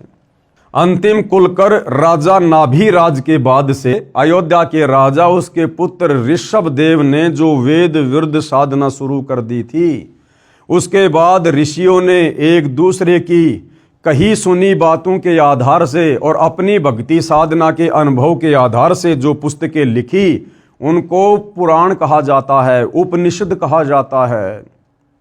और भाइयों और बहनों, जो ज्ञान सतयुग की शुरुआत में समाप्त हो गया था ऋषभ देव के बाद, वेदों वाला ज्ञान, उसके बाद वही वेदों वाला ज्ञान दोबारा से 38 लाख और कुछ वर्षों के बाद द्वापर युग के अंत में गीता के रूप में फिर से सुनाया गया, फिर से बोला गया। तो इतने लंबे समय तक जो ये वेद ज्ञान लुप्त हो गया था, नष्ट हो गया था, और इस दौरान जितने भी साधु संत महात्मा ऋषि हुए हैं उन्होंने जो भी भक्ति करी, जो भी अपने अनुभव की पुस्तकें लिखी, वो सब वेद विरुद्ध थी और उन्हीं को हमने पुराणों का नाम दिया है, उपनिषदों का नाम दिया है। तो भाइयों और बहनों, उन पुराणों में यानी 18 पुराणों में और उपनिषदों में और उन ऋषि महर्षियों के अनुभव की पुस्तकों में पूर्ण मुक्ति का मार्ग नहीं है, शास्त्र अनुकूल साधना का ज्ञान नहीं है। सतयुग के 1,00,000 वर्ष के बाद से जो शास्त्र विधि त्याग कर मनमाना आचरण ऋषियों ने किया वह अनुभव पुराणों में भरा हुआ है। इसलिए गीता ज्ञान देने वाले ने कहा है, इसलिए गीता का ज्ञान देने वाले काल ब्रह्म ने गीता अध्याय 4 श्लोक नंबर 1 और 2 में कहा है कि यह यथार्थ वेद ज्ञान लुप्त प्राय हो गया। इससे यह सिद्ध हुआ कि सतयुग के शुरू से 1,00,000 वर्ष बाद से गीता ज्ञान देने तक वेद ज्ञान लुप्त था और शास्त्र विरुद्ध साधना व कर्म कांड जो ऋषि करते करवाते थे वह पुराणों तथा उपनिषदों में भरा हुआ है। वह है हट करके कठोर तप करना, तीर्थों का भ्रमण करना, क्योंकि वो साधु संत महात्मा ऋषि वेदों के विरुद्ध यही कार्य किया करते थे। मठों में जाना, तीर्थों पे जाना, तपस्या करना, व्रत रखना, और हमने मान लिया कि इन साधु संत महात्मा ऋषियों को तो वेदों का ज्ञान होगा, ये बड़ी अच्छी संस्कृत बोलते हैं, तपस्या करते रहते हैं, जबकि उनकी सारी की सारी साधना मन कल्पित थी, शास्त्रों के विरुद्ध थी, वेदों के विरुद्ध थी। और उन्होंने अपना वो सारा का सारा अनुभव, वो आदि अधूरी साधना, मनमाना आचरण उन्होंने पुराणों के रूप में लिख कर छोड़ दिया आप और हमारी दुर्गति के लिए। वह पुराणों तथा उपनिषदों में भरा हुआ है। वह है हट करके कठोर तप करना, तीर्थों का भ्रमण, पितृ पूजा, भूत पूजा, कर्मकांड, देवताओं की पूजा, मूर्ति पूजा, शिवलिंग की पूजा, व्रत करना, श्राद्ध करना, पिंडदान करना तथा पर भी नहाना आदि आदि जो गीता में नहीं कहा है, अपितु गीता जी ने तो मना किया है। अब देखो क्या कह रहे हैं गुरुदेव भगवान कि भाई बड़े आश्चर्य की बात है कि गीता का ज्ञान पढ़कर भी पहले वाला अज्ञान घसीटा जा रहा है। यानी वर्तमान के हमारे धर्म गुरु, धारा प्रवाह, संस्कृत बोलने वाले आचार्य शंकराचार्य गीता जी को भी पढ़ रहे हैं और गीता जी भक्ति और भगवान के विषय में क्या बता रही है, और उसके बावजूद भी ये हमारे धर्म गुरु उसी मनमाने आचरण को खुद भी कर रहे हैं और आम समाज से भी करवा रहे हैं। तो भाइयों और बहनों, हमारे धर्म गुरुओं को शास्त्र अनुकूल साधना का बिल्कुल भी ज्ञान नहीं था और ना वर्तमान में है। अगर होता और पूरा समाज यदि शास्त्रों के अनुसार, गीता के अनुसार भक्ति साधना कर रहा होता तो सतगुरु रामपाल जी कहते हैं कि बच्चों, फिर मैंने अपने सिर में दर्द करने की आवश्यकता नहीं थी। आश्चर्य है कि गीता का ज्ञान पढ़कर भी पहले वाला अज्ञान घसीटा जा रहा है। फिर गीता व वेदों को किस लिए पढ़ते हो भाई? अरे जब तुमने गीता और वेदों के विपरीत साधना करनी है, उल्टी साधना करनी है, फिर क्यों गीता और वेदों को सामने रख के दुनिया को भ्रमित करते हो? क्यों फिर रोजाना गीता का पाठ करते हो, ये कथाएं करते हो? पढ़ते हैं श्रीमद् भगवत गीता और भक्ति कर्म गीता यानी वेदों के विपरीत कर रहे हैं। गीता का ज्ञान प्राप्त होने के पश्चात तो पुराणों तथा उपनिषदों में बताई शास्त्र विधि विरुद्ध साधना त्यागनी चाहिए। अब कोई व्यक्ति हाथ में मानचित्र की पुस्तक लेके चल रहा है और मानचित्र कह रहा कि भैया अभी तू जयपुर में है, तेरे को जाना दिल्ली, दिल्ली के लिए ये रास्ता है। अब हाथ में तो उसने वो मानचित्र वाली पुस्तक ले रखी है, मानचित्र को खोल भी रखा है जिसमें जयपुर से दिल्ली का रास्ता बता रखा है, और जा रहा है वो व्यक्ति उस पुस्तक को हाथ में लेकर बंबई की तरफ विपरीत दिशा में। तो क्या फायदा फिर वो पुस्तक हाथ में लेने का, मानचित्र देखने का, जब तू उल्टी दिशा में जा रहा है। तो ये हमारे वर्तमान के जितने साधु संत महात्मा और ये पहले वाले जितने भी बड़े बड़े ऋषि मुनि, ये नाम तो लिया करते थे कि मैं वेदों के अनुसार कथा कर रहा हूं, गीता जी के अनुसार कर रहा हूं, लेकिन ज्ञान सारा का सारा मनमाना, उनके विपरीत, उनके विरुद्ध। तो क्या फायदा फिर उन गीता और वेदों का हवाला देने का? पढ़ते हैं श्रीमद् भगवत गीता और भक्ति कर्म गीता यानी वेदों के विपरीत करते हैं। गीता का ज्ञान प्राप्त होने के पश्चात तो यानी ये गीता जी का ज्ञान प्राप्त होने और समझ में आने के बाद तो हमने वो पुराणों वाली, उपनिषदों वाली वो घटिया साधना, जिसका गीता और हमारे वेदों से कोई मिलान ही मेल नहीं खाता, हमने उस पुराणों वाली साधना को छोड़ना चाहिए था गीता जी का ज्ञान होने के बाद तो। लेकिन हम तो उन्हीं साधनाओं को घसीटे जा रहे हैं। गीता का ज्ञान प्राप्त होने के पश्चात तो पुराणों तथा उपनिषदों में बताई शास्त्र विधि विरुद्ध साधना त्यागनी चाहिए थी, सो नहीं त्यागी। यानी आज भी हमारे धर्मगुरु उसी आदि अधूरी साधना को घसीटे फिर रहे हैं। इससे यह स्वयं सिद्ध है कि हिंदू समाज हिंदू शास्त्रों में बताई साधना त्याग कर ऋषियों के अनुभव का अनुसरण करते हैं, जो गीता अध्याय 16 श्लोक 23 में व्यर्थ कहा है, शास्त्र विधि को त्याग के मनमाना आचरण कहा गया है। अब अगला सवाल नंबर 8, किसी ने प्रश्न किया गुरुदेव से कि आपने रुचि ऋषि वाले प्रसंग में यह कहा है कि रुचि वेद पढ़ता था, उसके चारों पूर्वज ऋषि थे, वे भी वेद पढ़ते थे। आप ये भी कहते हो कि उनको वेद ज्ञान नहीं था, जो वेद पढ़ते हैं उसे वेद ज्ञान न हो, बात जची नहीं।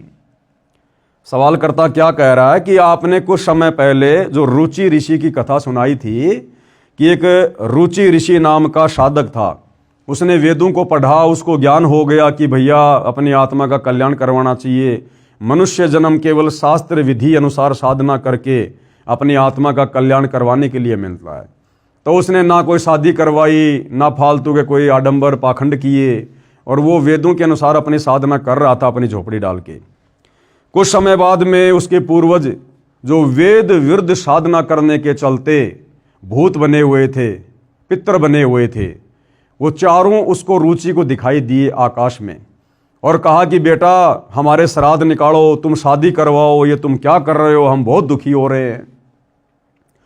तो उस रुचि ने कहा कि हे मेरे पूर्वजों, ये श्राद्ध निकालना, ये पाखंड पूजा करना, ये पितरों की पूजा करना, ये तो वेद विरुद्ध ज्ञान है, ये तो मूर्खों की साधना कहा गया है वेदों में। तो उसके जो पूर्वज थे वो भी पहले ऋषि थे, ब्राह्मण थे, पंडित थे, उन्होंने भी वेद पढ़े थे।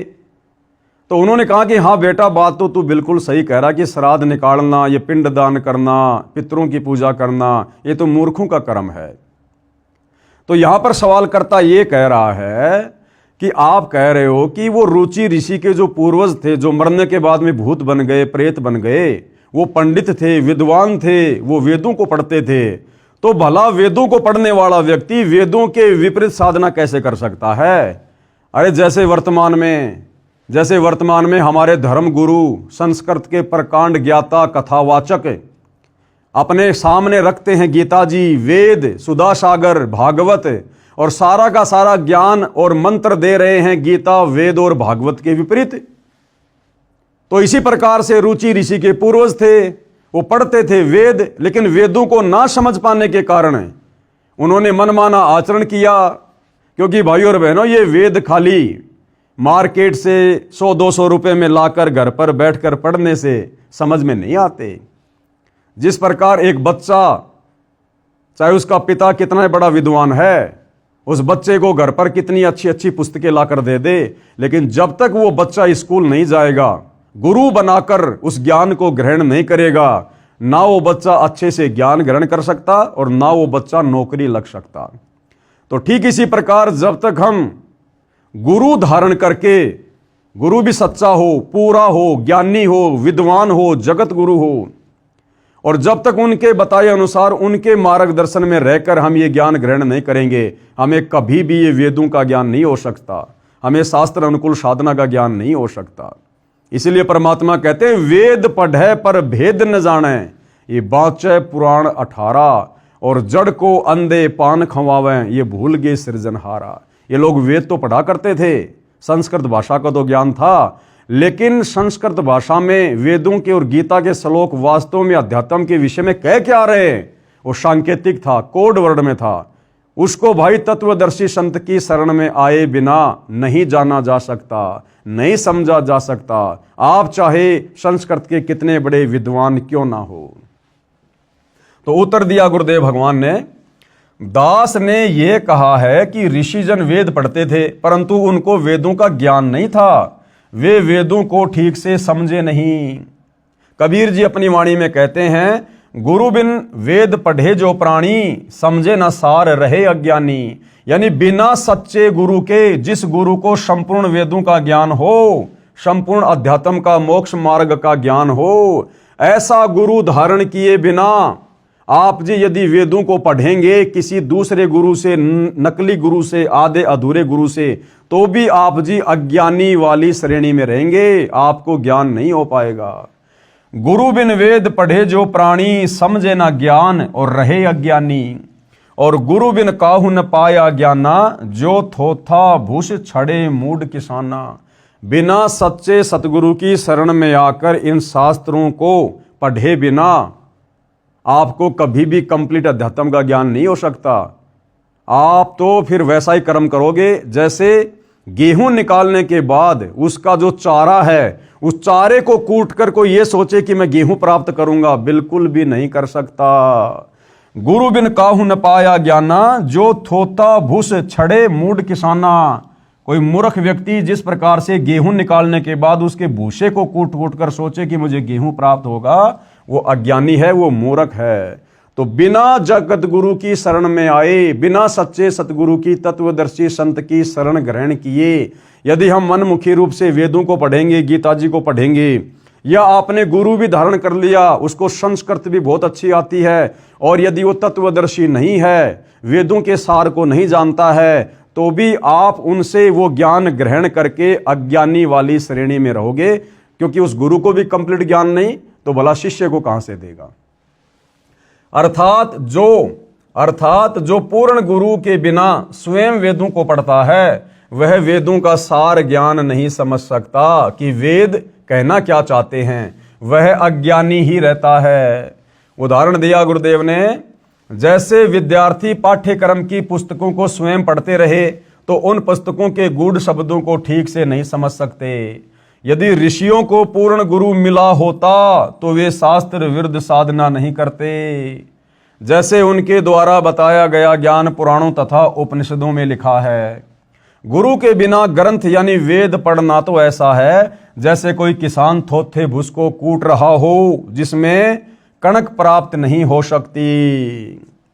तो क्या कह रहे हैं गुरुदेव कि वर्तमान तक ऋषिजन शास्त्र विरुद्ध साधना करके अपना जीवन नष्ट कर गए। यानी गुरुदेव के कहने का मतलब है कि शुरुआत में जब सतयुग 1 लाख वर्ष बीत गया था राजा नाभिराज के बाद, उसके बाद उसके बेटे ऋषभदेव ने वेद विरध साधना शुरू कर दी थी।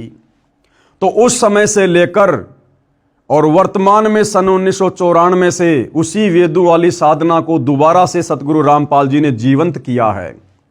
तो सतयुग में 1,00,000 वर्ष के बाद से लेकर और वर्तमान कलयुग में सन 1994 से बीच का जितना भी समय है, इस समय में जितने भी बड़े बड़े साधु संत महात्मा ऋषि अवतार पीर पैगंबर कुतुब गोश ओलिया हुए हैं, ये सारे के सारे वेदों के विरुद्ध साधना करते थे, मनमाना आचरण किया करते थे। किसी को भी सत ज्ञान नहीं था अध्यात्म का, भक्ति का। और इस बीच में जितने भी लोगों ने ये वेद विरुद्ध साधना की है, वो चाहे विष्णु जी हो, चाहे विष्णु जी के अवतार हो, चाहे गोरखनाथ हो, चाहे मच्छंद्रनाथ हो, चाहे रामचंद्र जी के गुरु वशिष्ठ जी और श्री कृष्ण जी के गुरु दुर्वासा जी रहे हों, चाहे विश्वामित्र जी रहे हों, चाहे मार्कंडे जी रहे हों, चाहे स्वयं वेद व्यास जी रहे हों, इन सभी ऋषियों ने ये वेद विरुद्ध साधना करके अपने जीवन को नष्ट किया है। और जिस प्रकार से मारीची वाली आत्मा अनेक शरीर धारण करके कष्ट उठाती रही,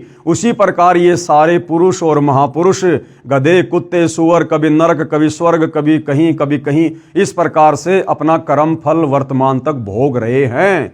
और यदि इन तमाम प्रकार के कर्म फलों से पीछा छुड़वाना है, इन कर्म बंधनों से छुटकारा प्राप्त करना है, तो एकमात्र असली बंदी छोड़, यानी जो काल के द्वारा लगाए गए कर्म बंधनों से छुड़वा दे, उस बंदी छोड़ सतगुरु रामपाल जी की शरण में आकर ही शांति प्राप्त की जा सकती है। तो भाइयों और बहनों, इतने लंबे समय से सतयुग से लेकर सन 1994 तक ये जितने भी बड़े बड़े साधु संत महात्मा ऋषि, जिनकी हम फोटोएं देखा करते थे पुस्तकों में, बैठे रहते थे, बिल्कुल साधना करते हुए दिखाई देते थे, आज उनकी महिमा बोल रही थी। ये सारे के सारे गधे कुत्ते सुअर की योनि में जाने वाली भक्ति साधना कर रहे थे और आम समाज से करवा रहे थे। वर्तमान तक ऋषिजन शास्त्र विरुद्ध साधना करके अपना जीवन नष्ट कर गए, उनका अनुसरण वर्तमान तक चल रहा है और वर्तमान का समाज उन्हीं का अनुसरण कर रहा है। जैसी भक्ति साधना उन्होंने की, उसी को हम लोग फॉलो कर रहे हैं। रुचि ऋषि ने वेद ज्ञान ठीक से समझा नहीं था। यदि समझा होता तो पितरों की बात को मानकर अपना जीवन नष्ट नहीं करता। उसके पितरों ने भी वेद पढ़े थे पर समझे नहीं थे, इसलिए ऋषियों ने भी वेद ज्ञान समझा नहीं था। पूरा हिंदू समाज उसी पुराणों वाले अज्ञान के अनुसार भक्ति करके अनमोल मनुष्य जीवन नष्ट कर रहा है। गुरुदेव के कहने का मतलब, भाई वर्तमान में पूरा का पूरा हिंदू समाज, पूरा का पूरा विश्व का मानव समाज वही वेद विरुद्ध साधना कर रहा है, जो वेद विरुद्ध साधना ऋषभदेव के समय से ये साधु संत महात्मा ऋषिजन पीर पैगंबर करते हुए आ रहे हैं। और जिस प्रकार से उन्होंने वेद विरुद्ध साधना करके अपने अनमोल मनुष्य जीवन को नष्ट किया है, वैसे ही वर्तमान का मानव समाज भी अपने अनमोल मानव जीवन को नष्ट कर रहा है और अंत में नरक की तैयारी कर रहा है, प्रेत भूत और पितर बनने की तैयारी कर रहा है और 84 लाख योनियों में मारीची वाले जीव की तरह गधा कुत्ता सुअर बनकर असहनीय कष्ट उठाने की तैयारी कर रहा है। गीता पढ़कर तो अज्ञान छोड़ देना चाहिए था, वह भी नहीं छोड़ा। क्यों? क्योंकि हमारे धर्मगुरुओं को गीता का ज्ञान समझ में नहीं आया। हिंदुओं को अपने शास्त्रों का ठीक से ज्ञान नहीं है। भाई जब हमारे धर्मगुरुओं को नहीं है तो हमने तो धर्मगुरुओं को फॉलो किया है ना, फिर भला हमें कैसे समझ में आते। प्रश्न 9, आप कैसी बात कर रहे हो? कह रहे हो कि ऋषिजन पंडित जन ब्राह्मण गण वेद पढ़ते थे और समझे नहीं, बिना सिर पैर की बात है। क्या प्रमाण है आपके पास में? भाई प्रमाण मिलेंगे, सारे के सारे प्रमाण मिलेंगे। इस पवित्र पुस्तक हिंदू साहिबान नहीं समझे गीता वेद पुराण को पढ़कर जो जो शंकाएं आपके मन में उठ सकती हैं, वो सारी शंकाएं गुरुदेव भगवान ने साथ साथ में प्रश्नोत्तरी के माध्यम से लिखी हैं।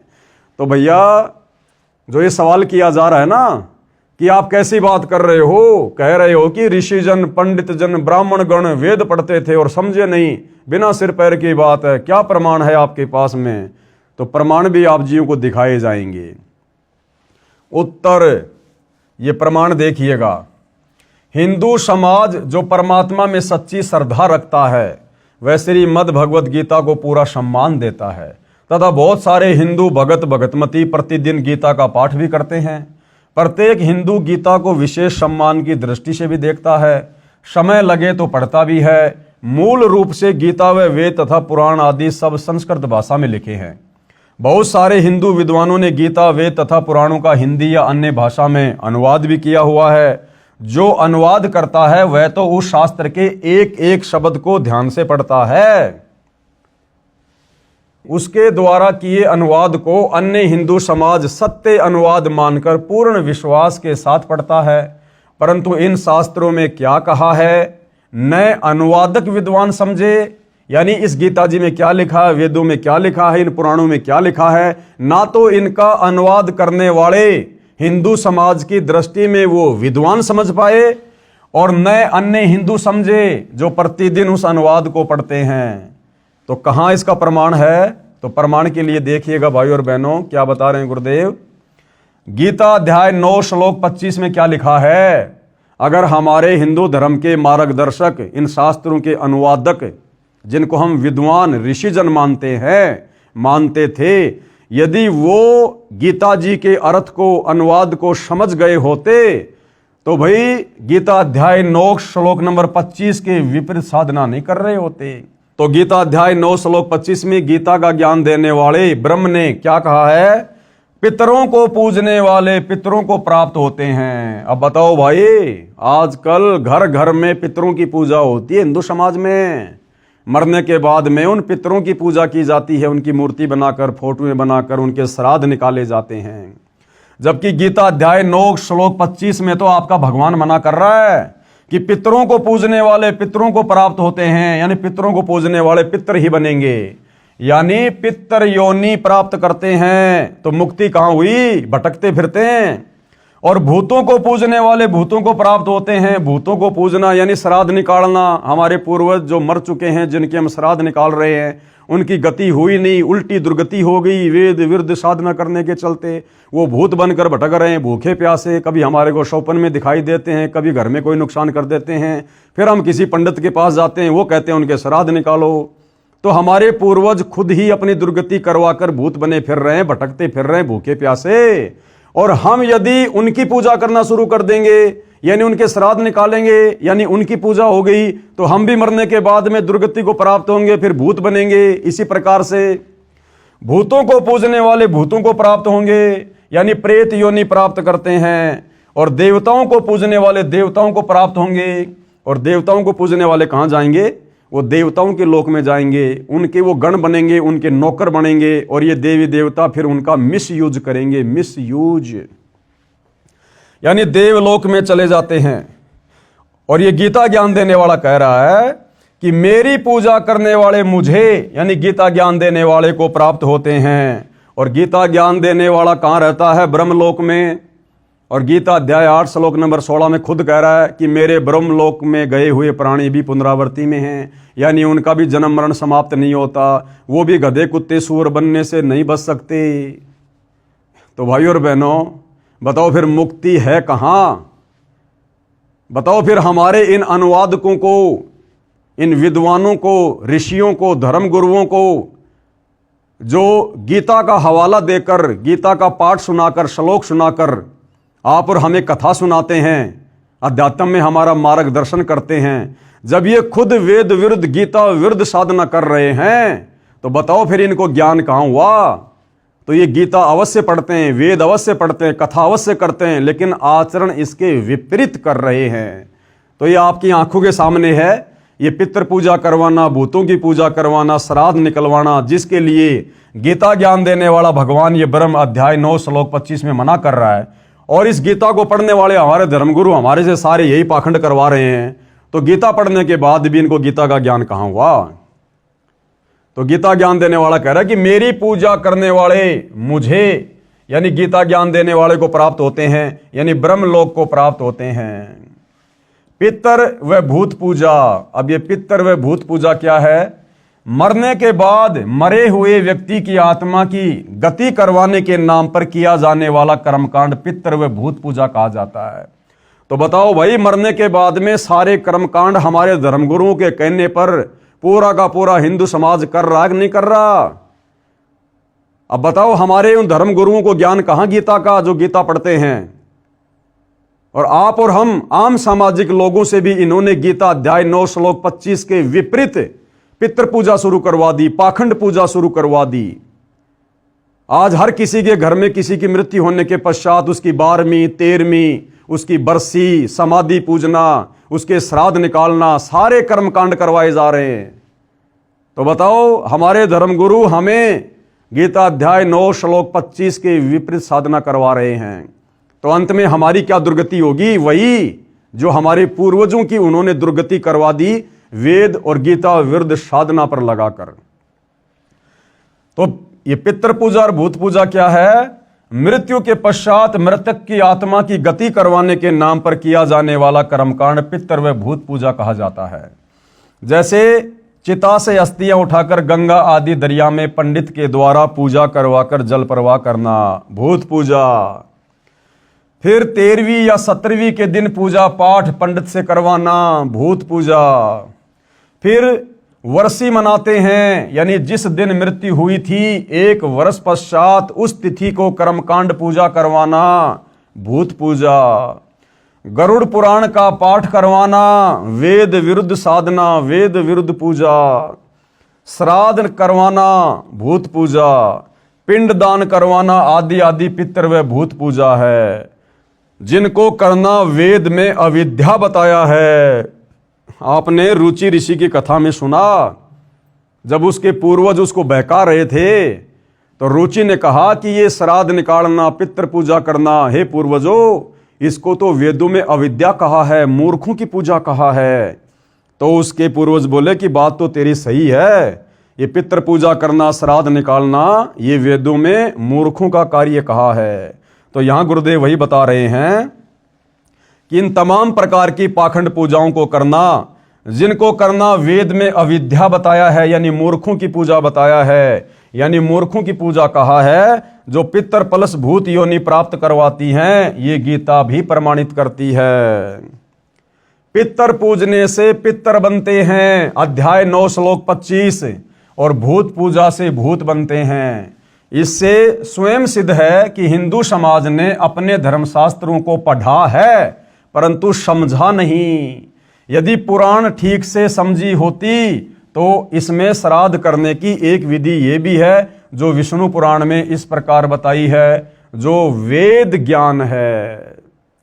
श्री विष्णु पुराण 3रा अंश के अध्याय 15 श्लोक 55-56 में कहा है कि हे भूपाल, पितरगण का आधार चंद्रमा और चंद्रमा का आधार योग है, इसलिए श्राद्ध में योगी जन को नियुक्त करना अति उत्तम है। यानी श्राद्ध में योगी जन को नियुक्त करना। योगी कौन? सच्चा भगत, सच्ची योग साधना करने वाला। हे राजन, यदि श्राद्ध भोजी 1000 ब्राह्मणों के सन्मुख एक योगी भी हो तो वह यजमानों सहित उन सब का उद्धार कर देता है। क्या लिखा है वेदों में कि जिस प्रकार से श्राद्ध में हजारों ब्राह्मण जो वेद विरुद्ध साधना करते हैं, गीता के विरुद्ध साधना करते हैं, अगर ऐसे ऐसे श्राद्ध में भोजन करने के लिए बैठे हुए 1000 पंडित और ब्राह्मणों के सामने अगर किसी एक सच्चे भगत को, तत्वज्ञानी भगत को, शास्त्र अनुकूल साधना करने वाले भगत को बैठाकर भोजन करवा दिया जाए तो जितना फायदा, जितना लाभ उन 1000 शास्त्र विरुद्ध साधना करने वाले ब्राह्मणों के भोजन करने से नहीं मिलेगा, उससे कहीं ज्यादा लाभ और उनकी तृप्ति किनकी? जो हमारे पूर्वज भूत बने फिर रहे हैं, उस एक शास्त्र अनुकूल साधना करने वाले सच्चे भगत के भोजन करने से हो जाती है। इतना लाभ मिल जाता है। इसलिए भाइयों और बहनों, सतगुरु रामपाल जी अपने पंथ में अपने भक्तों को जो उनसे उपदेश प्राप्त कर लेते हैं, उनको मना करते हैं कि अब हमने श्राद्ध वगैरह नहीं निकालने, अब हमने ये पितृ पूजा नहीं करनी, पाखंड पूजा नहीं करनी, क्योंकि हमारे पूर्वज तो जाने अनजाने में शास्त्र विरुद्ध साधना करके भूत बन गए, वो पितृ बन गए, जिनके हम पहले श्राद्ध निकाला करते थे, बरसी मनाया करते थे, 13 माही 6 माही मनाया करते थे और पंडितों को बुलाकर कर्मकांड करवाया करते थे। लेकिन अब हम वर्तमान के यानी जो वो भूत प्रेत बन चुके हमारे पूर्वज, हम वर्तमान के उनके वंशज शास्त्र अनुकूल सत भक्ति सच्चे सतगुरु तत्वदर्शी संत से लेकर शुरू कर चुके हैं। तो अब हमने किसी पंडित को बुलाकर, किसी ब्राह्मण को बुलाकर वो पाखंड पूजा नहीं करवानी, क्योंकि अब हम खुद सच्ची भक्ति पर लग गए और हमारे भोजन करने से हमारे उन पूर्वजों का ऑटोमेटिक उद्धार होगा। हमारे सत भक्ति करने से परमपिता परमात्मा हमारे पूर्वजों की आत्मा को भी शांति देंगे, उनको भी मनुष्य जन्म देंगे। और सतगुरु रामपाल जी परमेश्वर जी ने यहां तक सत्य कहा है कि जिस दिन कोई भगत उनसे उपदेश लेकर सच्ची शास्त्र अनुकूल साधना करना शुरू कर देता है, उस भगत की पिछली 7 पीढ़ियों को मनुष्य जन्म मिलता है। यानी जैसे मैं पवन दास, आज से पहले मेरे तमाम पूर्वज वेद विरुद्ध साधना कर रहे थे, जिनके हम श्राद्ध निकाला करते थे, जो कि भूत बने हुए थे, पितृ बने हुए थे, सभी के बने हुए हैं। तो अब वर्तमान में मुझे सतगुरु रामपाल जी की सत्य शरण प्राप्त हो गई है, तो अब मैंने उपाखंड करने की आवश्यकता नहीं है। अब मेरे द्वारा इस परिवार में सत भक्ति शुरू करने के बाद मेरी जो पिछली 7 पीढ़ियां हैं, मेरे पिताजी, मेरे दादाजी, मेरी दादी जी, उसके पिताजी, उसके दादा, उसके पिताजी, उसके दादा, इस प्रकार से मेरी 7 पीढ़ियां जो शरीर छोड़ चुकी हैं, जो कहीं कहीं किन्हीं किन्हीं योनियों में भटक रहे हैं, कोई पशु योनि में है, कोई पक्षी योनि में है, कोई भूत बना हुआ है, कोई पितृ बना हुआ है, मेरे द्वारा जो सतभक्ति अब शुरू हो चुकी है, इस सतभक्ति के करने से मेरी पिछली 7 पीढ़ियों को भी परमात्मा उन योनियों से निकालकर मनुष्य जन्म देगा, मनुष्य जन्म, और उन्हें इसी सतभक्ति पर लगाएगा। इतना बड़ा फायदा इस सतभक्ति का, बिना श्राद्ध, बिना पिंडदान, बिना 13 माही, बिना 6 माही, बिना बरसी, बिना किसी कर्म कांड के मेरी 7 पीढ़ी पहले वाले पूर्वजों का भी उद्धार इस सतभक्ति से होगा। और फिर गुरुदेव ने बताया कि पिछली तो 7 पीढ़ियां, और भक्ति बीज होवे जो हंसा, वाके तारू 71 वंशा। अध्यात्म में 71 कहते हैं, 108 पीढ़ी। और कह रहे हैं यदि आपने सच्ची भक्ति आजीवन करके सफलता प्राप्त कर ली, तो आपकी आगे आने वाली 108 पीढ़ियों का उद्धार होगा। आने वाली 108 पीढ़ियां भी वही भक्ति करेंगी और उनका भी इसी प्रकार से उद्धार होगा, मोक्ष होगा। तो भला अब हम सतगुरु रामपाल जी के भक्तों ने ये पाखंड पूजा क्यों करनी, क्यों श्राद्ध निकालने, क्यों हमने कर्म कांड करने? तो भाई और बहनों, जो सतभक्ति वर्तमान में सतगुरु रामपाल जी धरती पर लेकर प्रकट हुए हैं तत्वदर्शी संत के रूप में, ये सर्वश्रेष्ठ है, उत्तम है। इससे बढ़कर मोक्ष प्राप्ति का कोई मार्ग संसार में नहीं है। तो यहां ये समझना चाह रहे हैं गुरुदेव कि हे राजन, जो कि वेदों में भी लिखा हुआ है, यानी वेद इस श्राद्ध पूजा को मना करते हैं, कर्म कांड को पूजा करते हैं, और कह रहे हैं कि अगर एक योगी को, एक सच्चे भगत को भोजन करवा दिया जाए तो 1000 ब्राह्मण जो वेदों के विरुद्ध साधना करते हैं, उनसे कहीं ज्यादा फल उस एक सच्चे भगत को भोजन करवाने से मिलेगा। लेकिन इसका मतलब ये नहीं है भाई और बहनों कि कहीं किसी के घर में श्राद्ध हो रहे हों और उस आदमी को पता हो कि फला फला व्यक्ति संत रामपाल जी का भगत है, चलो मैं उसको ले आता हूं श्राद्ध में भोजन करवाने के लिए। तो हम लोगों ने नहीं जाना, हमने अपने घर में रोजाना जैसे हम खाना खा रहे हैं, उस खाना खाने के चलते हमारे पूर्वजों का इस प्रकार से उद्धार ऑटोमेटिक हो रहा है। हमने भोजन खाने के लिए श्राद्ध में कहीं और नहीं जाना, अन्यथा हमारी मर्यादा टूटेगी, हम भी फिर उसी पाखंड साधना में आ जाएंगे। मनमाने आचरण के अंतर्गत फिर हमारी साधना हो जाएगी। हे राजन, यदि श्राद्ध भोजी 1000 ब्राह्मणों के सामने एक योगी भी हो तो वह यजमानों सहित उन सब का उद्धार कर देता है। विचार करने की बात है कि पुराण का यह ज्ञान सत्य है, यह वेद ज्ञान है जो सूक्ष्म वेद से लिया गया है, जिसे स्वयं सच्चिदानंद घन ब्रह्म यानी सत्य पुरुष स्वयं अपने मुख से वाणी बोलकर बताता है। उस तत्व ज्ञान को पढ़ने से भांति भांति के भ्रमित ज्ञान से हटकर मानव की बुद्धि कर्म कांड त्याग कर परमात्मा में निश्चल होकर स्थिर हो जाती है। ऐसा साधक यानी भगत, योगी यानी सच्चा शास्त्र अनुकूल ज्ञान के अनुसार साधना करने वाला साधक कहा जाता है। तो भाई वो सच्चे योगी वर्तमान में धरती पर केवल सतगुरु रामपाल जी के भगत हैं, और सतगुरु रामपाल जी की भी केवल वही भगत जो सतगुरु रामपाल जी की प्रत्येक मर्यादाओं में, उनके नियमों में, उनके वचन में, उनकी शिक्षाओं का अनुसरण करते हुए भक्ति करते हैं। ऐसा नहीं है कि नाम ले लिया संत रामपाल जी का, गले में लॉकेट पहन लिया, हाथ में रक्षा सूत्र डाल लिया और नियम कोई निभा नहीं रहा, तो वो संत रामपाल जी से उपदेशी होने के बाद भी उनका सच्चा योगी, सच्चा साधक, सच्चा भगत नहीं है। अब योगी की क्या पहचान बताई है? योगी यानी सच्चे भगत की। गीता अध्याय 2 श्लोक 53 में कहा है, यानी गीता ज्ञान देने वाले ब्रह्म ने गीता अध्याय 2 श्लोक नंबर 53 में अर्जुन को कहा है कि हे भारत, भांति भांति के वचनों को सुनने से विचलित हुई तेरी बुद्धि जब परमात्मा में निश्चल होकर स्थिर हो जाएगी तब तू योग को प्राप्त होगा। यानी भांति भांति के वचनों को सुनकर, यानी दुनिया भर का ज्ञान और अज्ञान सुनकर उसका निष्कर्ष निकालकर जब तेरी ये बुद्धि उस सच्ची भक्ति पर स्थिर हो जाएगी, तू दृढ़ हो जाएगा कि सच्चे सतगुरु रामपाल जी के अलावा धरती पर किसी के पास ये सत्य ज्ञान नहीं है, पूर्ण मोक्ष और मुक्ति का मार्ग नहीं है। जब तू सारे शास्त्रों को देखकर, इन प्रमाणों को देखकर, सत्संगों को सुनकर और वर्तमान में चल रही कर्म कांड पाखंड वाली पूजा को देखकर और आंखों से सदग्रंथों में उस वेद विरुद्ध साधना को ना करने वाले प्रमाण देखकर जब तेरी आत्मा स्थिर हो जाएगी, तू दृढ़ हो जाएगा कि धरती पर सतगुरु रामपाल जी के अलावा दूसरा भक्ति मार्ग कहीं कोई नहीं है, और तू दृढ़ होकर भक्ति करेगा। कहते हैं वो क्या है? गीता अध्याय 2 श्लोक नंबर 53 के अनुसार वास्तव में वह योगी है। हे भारत, भांति भांति के वचनों को सुनने से विचलित हुई तेरी बुद्धि जब परमात्मा में निश्चल होकर स्थिर हो जाएगी तब तू योग को प्राप्त होगा। जैसे हम लोग अपने पूर्वजों को देखकर पहले वही साधना किया करते थे वेद विरुद्ध। राम नवमी आई तो रामचंद्र जी की पूजा, कृष्ण जन्माष्टमी आई तो श्री कृष्ण जी की पूजा, बीच बीच में हनुमान भैरव भूत की पूजा, चौराहे पर जाकर ठेकरी फोड़ देना, अन्य किसी पेड़ पौधों की पूजा, तुलसी की पूजा, बेल पत्तर की पूजा, या फिर रामायण को पढ़ना, महाभारत को पढ़ना, उसके अनुसार भक्ति करना, अन्य देवी देवताओं की पूजा, पैदल यात्रा करना, कावड़ लेके आना।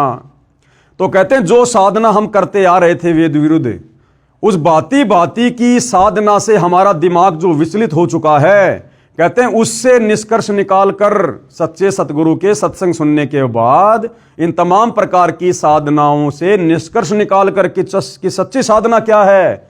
और जब तेरा दिमाग, तेरी बुद्धि, जब भांति भांति के वचनों को सुनने से विचलित हुई तेरी बुद्धि, क्योंकि रामायण का पाठ करने वाला कहेगा कि राम से बड़ा कोई नहीं है, विष्णु का पाठ करने वाला कहेगा कि विष्णु भगवान से बढ़कर कोई भगवान नहीं है, शिव पुराण की कथा करने वाला शंकर से ऊपर कोई भगवान नहीं बताता, फिर कोई कहता कि हनुमान से बड़ा कोई भगवान नहीं है, हनुमान की पूजा करोगे तो श्री रामचंद्र जी वाला लाभ मिल जाएगा, कोई क्या क्या कहा करता था। तो ये तरह तरह के भांति भांति के वचन सुनकर जब तेरी बुद्धि परमात्मा में निश्चल होकर स्थिर हो जाएगी, और वो स्थिर कब होगी? सच्चे सतगुरु के सत्संग सुनकर, ये प्रमाण देखकर जो इस पुस्तक में दिखाए जा रहे हैं, तब तो तू योग को प्राप्त होगा, यानी तू योगी बनेगा, तब तो तू भगत बनेगा। जब तेरी बुद्धि स्थिर हो जाएगी कि हां मैंने कौन सी भक्ति करनी है, जब तू ये दृढ़ हो जाएगा तब तो केवल तू भगत बनेगा, भक्ति तो उसके बाद शुरू होगी। तब तू योग को प्राप्त होगा, यानी योगी बनेगा, भगत बनेगा। अब भावार्थ क्या बता रहे हैं गुरुदेव? तत्व ज्ञान सुनने के बाद भगत या भगतमती का अन्य लोक वेद से मन हट जाता है। जैसे हम सतगुरु रामपाल जी के भक्तों का हट गया, सत भक्ति को शुरू करके सतगुरु रामपाल जी के प्रमाणित सत्संग सुन के, और अब इस पुस्तक को पढ़ने के बाद आप हिंदू समाज के भाई बहनों का मन उस आदि अधूरी वेद शास्त्र विरुद्ध साधना से हट जाएगा। तत्व ज्ञान सुनने के पश्चात भगत भगतमती का अन्य लोक वेद से मन हट जाता है। लोक वेद यानी सुनी सुनाई बातें, सुनी सुनाई साधना, केवल तत्व ज्ञान अनुसार साधना करता है। उस समय भगत की बुद्धि एक परम अक्षर ब्रह्म यानी पूर्ण ब्रह्म परमात्मा में स्थिर हो जाती है, यानी एक परमात्मा में। तब वह योग को प्राप्त होता है, अर्थात वह योगी बनता है, भगत बनता है, यानी शास्त्र अनुकूल भक्ति करने से वह योगी हो जाता है, सच्ची साधना करने वाला भगत बन जाता है। मैं कौन? सतगुरु रामपाल जी शास्त्रोक्त साधना करता तथा अनुयायियों से करवाता हूं। हम सब योगी हैं, यानी सच्चे भगत हैं, सच्चे साधक हैं। एक परम अक्षर ब्रह्म यानी सत्य पुरुष को इष्ट मानकर शास्त्रोक्त भक्ति निश्चल मन से करते हैं। हम आश्रमों में पाठ का आयोजन करते हैं, सब अनुयायी दान करते हैं, उनका भोजन बनाया जाता है, परम अक्षर ब्रह्म को यज्ञों में प्रतिष्ठित करते हैं, उनको भोग लगाते हैं, उसे सब योगी यानी भगत तथा भगतमती खाते हैं। दानकर्ता का तथा सारे परिवार का तथा पितरों का उद्धार हो जाता है तथा मोक्ष भी मिलता है। हम श्राद्ध रूप में भोजन नहीं बनाते, हम प्रसाद रूप में भोजन बनाते हैं और परम अक्षर ब्रह्म को भोग लगाते हैं। उसके बाद वो भोजन वो प्रसाद बन जाता है और इस प्रकार बिना श्राद्ध निकाले, बिना पितृ पूजा किए, बिना किसी प्रकार के कर्म कांड के हम भी त्रिपत और हमारे पूर्वज जो भूत बने हुए थे वो भी त्रिपत। इसके विषय में क्या कहा गया है? कबीर एक के साधे सब सदे, यानी एक सच्चे परमात्मा की साधना करने से नीचे के सारी देवी देवताओं की साधना ऑटोमेटिक सफल हो जाती है। कबीर एक के साधे सब सदे और सब साधे सब जाए और माली सींचे मूल को फले फूले अघाए।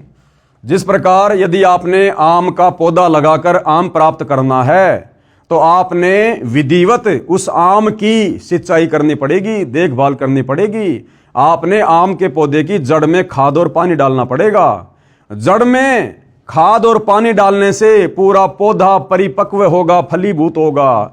और यदि कोई नादान उसकी जड़ में पानी ना डाल के उसके पत्तों पर पानी छिड़कता रहे, उसकी टहनियों पर पानी छिड़कता रहे, वो पौधा कभी भी परिपक्व नहीं होगा।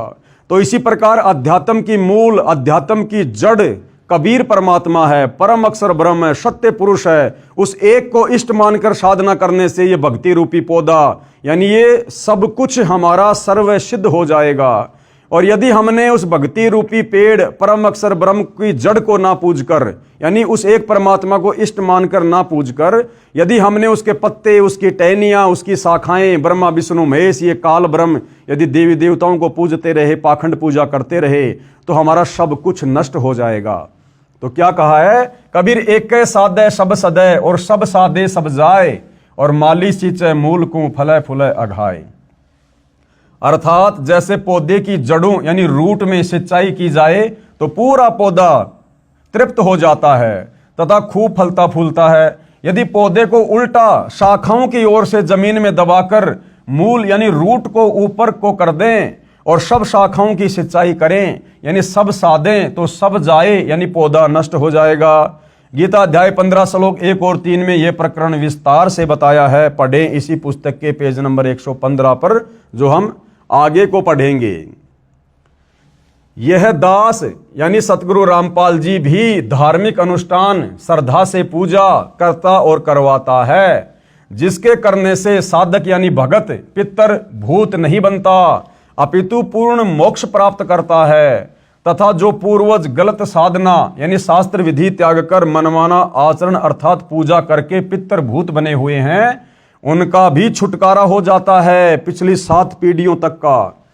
यही प्रमाण इसी विष्णु पुराण पेज 209 पर इसी तीसरे अंश के अध्याय 14 श्लोक 20 से 31 में भी लिखा है कि जिसके पास श्राद्ध करने के लिए धन नहीं है तो वह ये कहे, हे पितृगणों, आप मेरी भक्ति से तृप्ति लाभ प्राप्त करें, क्योंकि मेरे पास श्राद्ध करने के लिए वित्त यानी धन नहीं है। कृपया पाठक जन विचार करें कि जब भक्ति मंत्र जाप की कमाई से पितर तृप्त हो जाते हैं तो फिर अन्य कर्म कांड की क्या आवश्यकता? भाई विष्णु पुराण में लिखा है, यदि किसी के पास में श्राद्ध पूजा करने के लिए, पितृ पूजा करने के लिए धन नहीं है तो वो क्या करे?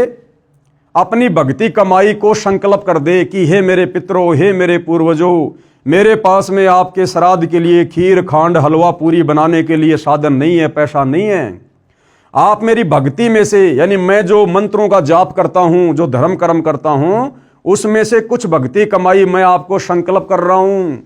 और विष्णु पुराण कहता है कि ऐसा संकल्प करने से अपनी भक्ति का उन पूर्वजों की जो भूत बने हुए हैं, पितर बने हुए हैं, उनकी आत्मा संतुष्ट हो जाती है। तो बताओ फिर ये कर्मकांड करने से क्या फायदा? इन पंडितों को बुलाकर कर्मकांड करवाना, हलवा खीर खांड पूरी बनाकर उसका सत्यानाश करवाना, भगवान का दोषी बनना, वेद विरुद्ध साधना करके भगवान का दोषी बनना, बताओ फिर इसका क्या फायदा? जब उस व्यक्ति की भक्ति कमाई संकल्प करने से, उसके मंत्रों के जाप की कमाई से उसके पूर्वजों की आत्मा तृप्त हो रही है, तो फिर कर्म कांड करने से क्या फायदा। कृपया पाठक जन विचार करें कि जब भक्ति यानी मंत्र जाप की कमाई से पितर तृप्त हो जाते हैं, तो फिर अन्य कर्म कांड की क्या आवश्यकता है। ये श्राद्ध निकालने की क्या आवश्यकता, बरसोदी 6 माही, ये पितृ पूजा, ये सब करने से क्या फायदा। ये सब परपंच ज्ञानहीन गुरु लोगों ने अपने उदर पोषण के लिए यानी पेट भरने के लिए किया है।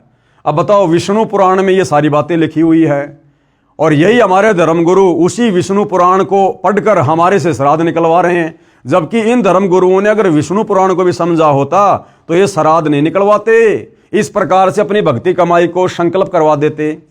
कोई कर्मकांड पाखंड करने की जरूरत नहीं थी, लेकिन इनको तो अपना पेट भरने के लिए खीर खांड हलवा चाहिए, इसलिए इन्होंने आम समाज को धोखे में रखा हुआ है। क्योंकि गीता अध्याय 4 श्लोक 33 में भी लिखा है कि द्रव्य यानी धन द्वारा किया यज्ञ धार्मिक अनुष्ठान से ज्ञान यज्ञ यानी तत्व ज्ञान सुन समझकर की गई साधना श्रेष्ठ है। एक और विशेष विचारणीय विषय है कि विष्णु पुराण में पितृ व देव पूजने का आदेश एक ऋषि का है तथा वेदों व गीता जी में पितरों व देवताओं की पूजा का निषेध है। यानी विष्णु पुराण में पितरों को पूजने का जिस प्रकार से ये संकल्प वाली विधि लिखी हुई है ना, गुरुदेव कह रहे हैं ये वेदों का ज्ञान नहीं है, ये गीता का ज्ञान नहीं है, ये इन ऋषियों ने अपनी तरफ से उन पुराणों में इस प्रकार का ज्ञान वेद विरुद्ध लिखा हुआ है। एक और विशेष विचारणीय विषय है कि विष्णु पुराण में पितृ व देव पूजने का आदेश एक ऋषि का है तथा वेदों व गीता जी में पितरों व देवताओं की पूजा का निषेध है यानी मना किया हुआ है। जो आदेश ब्रह्म यानी काल रूपी ब्रह्म भगवान का है, यदि पुराणों के अनुसार साधना करते हैं तो प्रभु के आदेश की अवहेलना होती है, जिस कारण से साधक यानी भगत दंड का भागी बनता है। तो साधना हमने केवल वेदों के अनुसार ही करनी चाहिए, तत्वदर्शी संत के अनुसार ही करनी चाहिए। हम पितर व भूत पूजा नहीं करते। कौन? सतगुरु रामपाल जी के फॉलोवर। हम शास्त्रोक्त साधना करते हैं, शास्त्रों के अनुसार साधना करते हैं, जो गीता अध्याय 3 श्लोक 10 व 15 तक वर्णित है। हम सूक्ष्म वेद का पाठ करते हैं, उसमें 5 यज्ञ होती है। अब भाइयों और बहनों, वो सूक्ष्म वेद का पाठ क्या है जो सतगुरु रामपाल जी सन 1994 से कर रहे हैं, अपने शिष्यों से करवा रहे हैं, और उस पाठ के अंतर्गत, उस भक्ति साधना के अंतर्गत 5 यज्ञ कौन कौन सी हैं, जो यज्ञ जब से नाम उपदेश करते हैं उसी दिन से सतगुरु रामपाल जी के भगत अपने अपने घरों पर रोजाना करते हैं, प्रतिदिन करते हैं। जिस पाठ के करने से, जिन यज्ञों के करने से हमारी भक्ति सफल होती है और अंत में हम पूर्ण गति को प्राप्त होते हैं। इन सब बातों के ऊपर विशेष तौर से हम अगले एपिसोड में जानकारी प्राप्त करेंगे, इस पवित्र पुस्तक हिंदू साहिबान नहीं समझे गीता वेद पुराण में। तो आज के वीडियो में केवल इतना ही। उम्मीद करता हूँ धीरे धीरे हिंदू समाज को, विश्व के मानव समाज को, जो इस पुस्तक को देख पा रहे हैं, इसको पढ़ पा रहे हैं, उन्हें अध्यात्म के विषय में बहुत कुछ समझ में आ रहा होगा। अगर थोड़ा धैर्य रखेंगे, निष्पक्ष होकर पुस्तक को पढ़ेंगे, देखेंगे, आपको बहुत कुछ समझ में आएगा, सब कुछ समझ में आएगा। इस पुस्तक को आप जी गूगल पर जाकर हिंदी में सर्च करके हिंदू साहिबान नहीं समझे गीता वेद पुराण इस नाम से PDF में डाउनलोड करके भी मोबाइल में पढ़ सकते, देख सकते हैं। तो आज के वीडियो में केवल इतना ही। परमेश्वर हम सभी को आशीर्वाद दे, आज्ञा दे, हमारा मार्गदर्शन करें, हमें भ्रमने भटकने से बचाएं। बंदी छोड़ सतगुरु रामपाल जी भगवान की जय हो।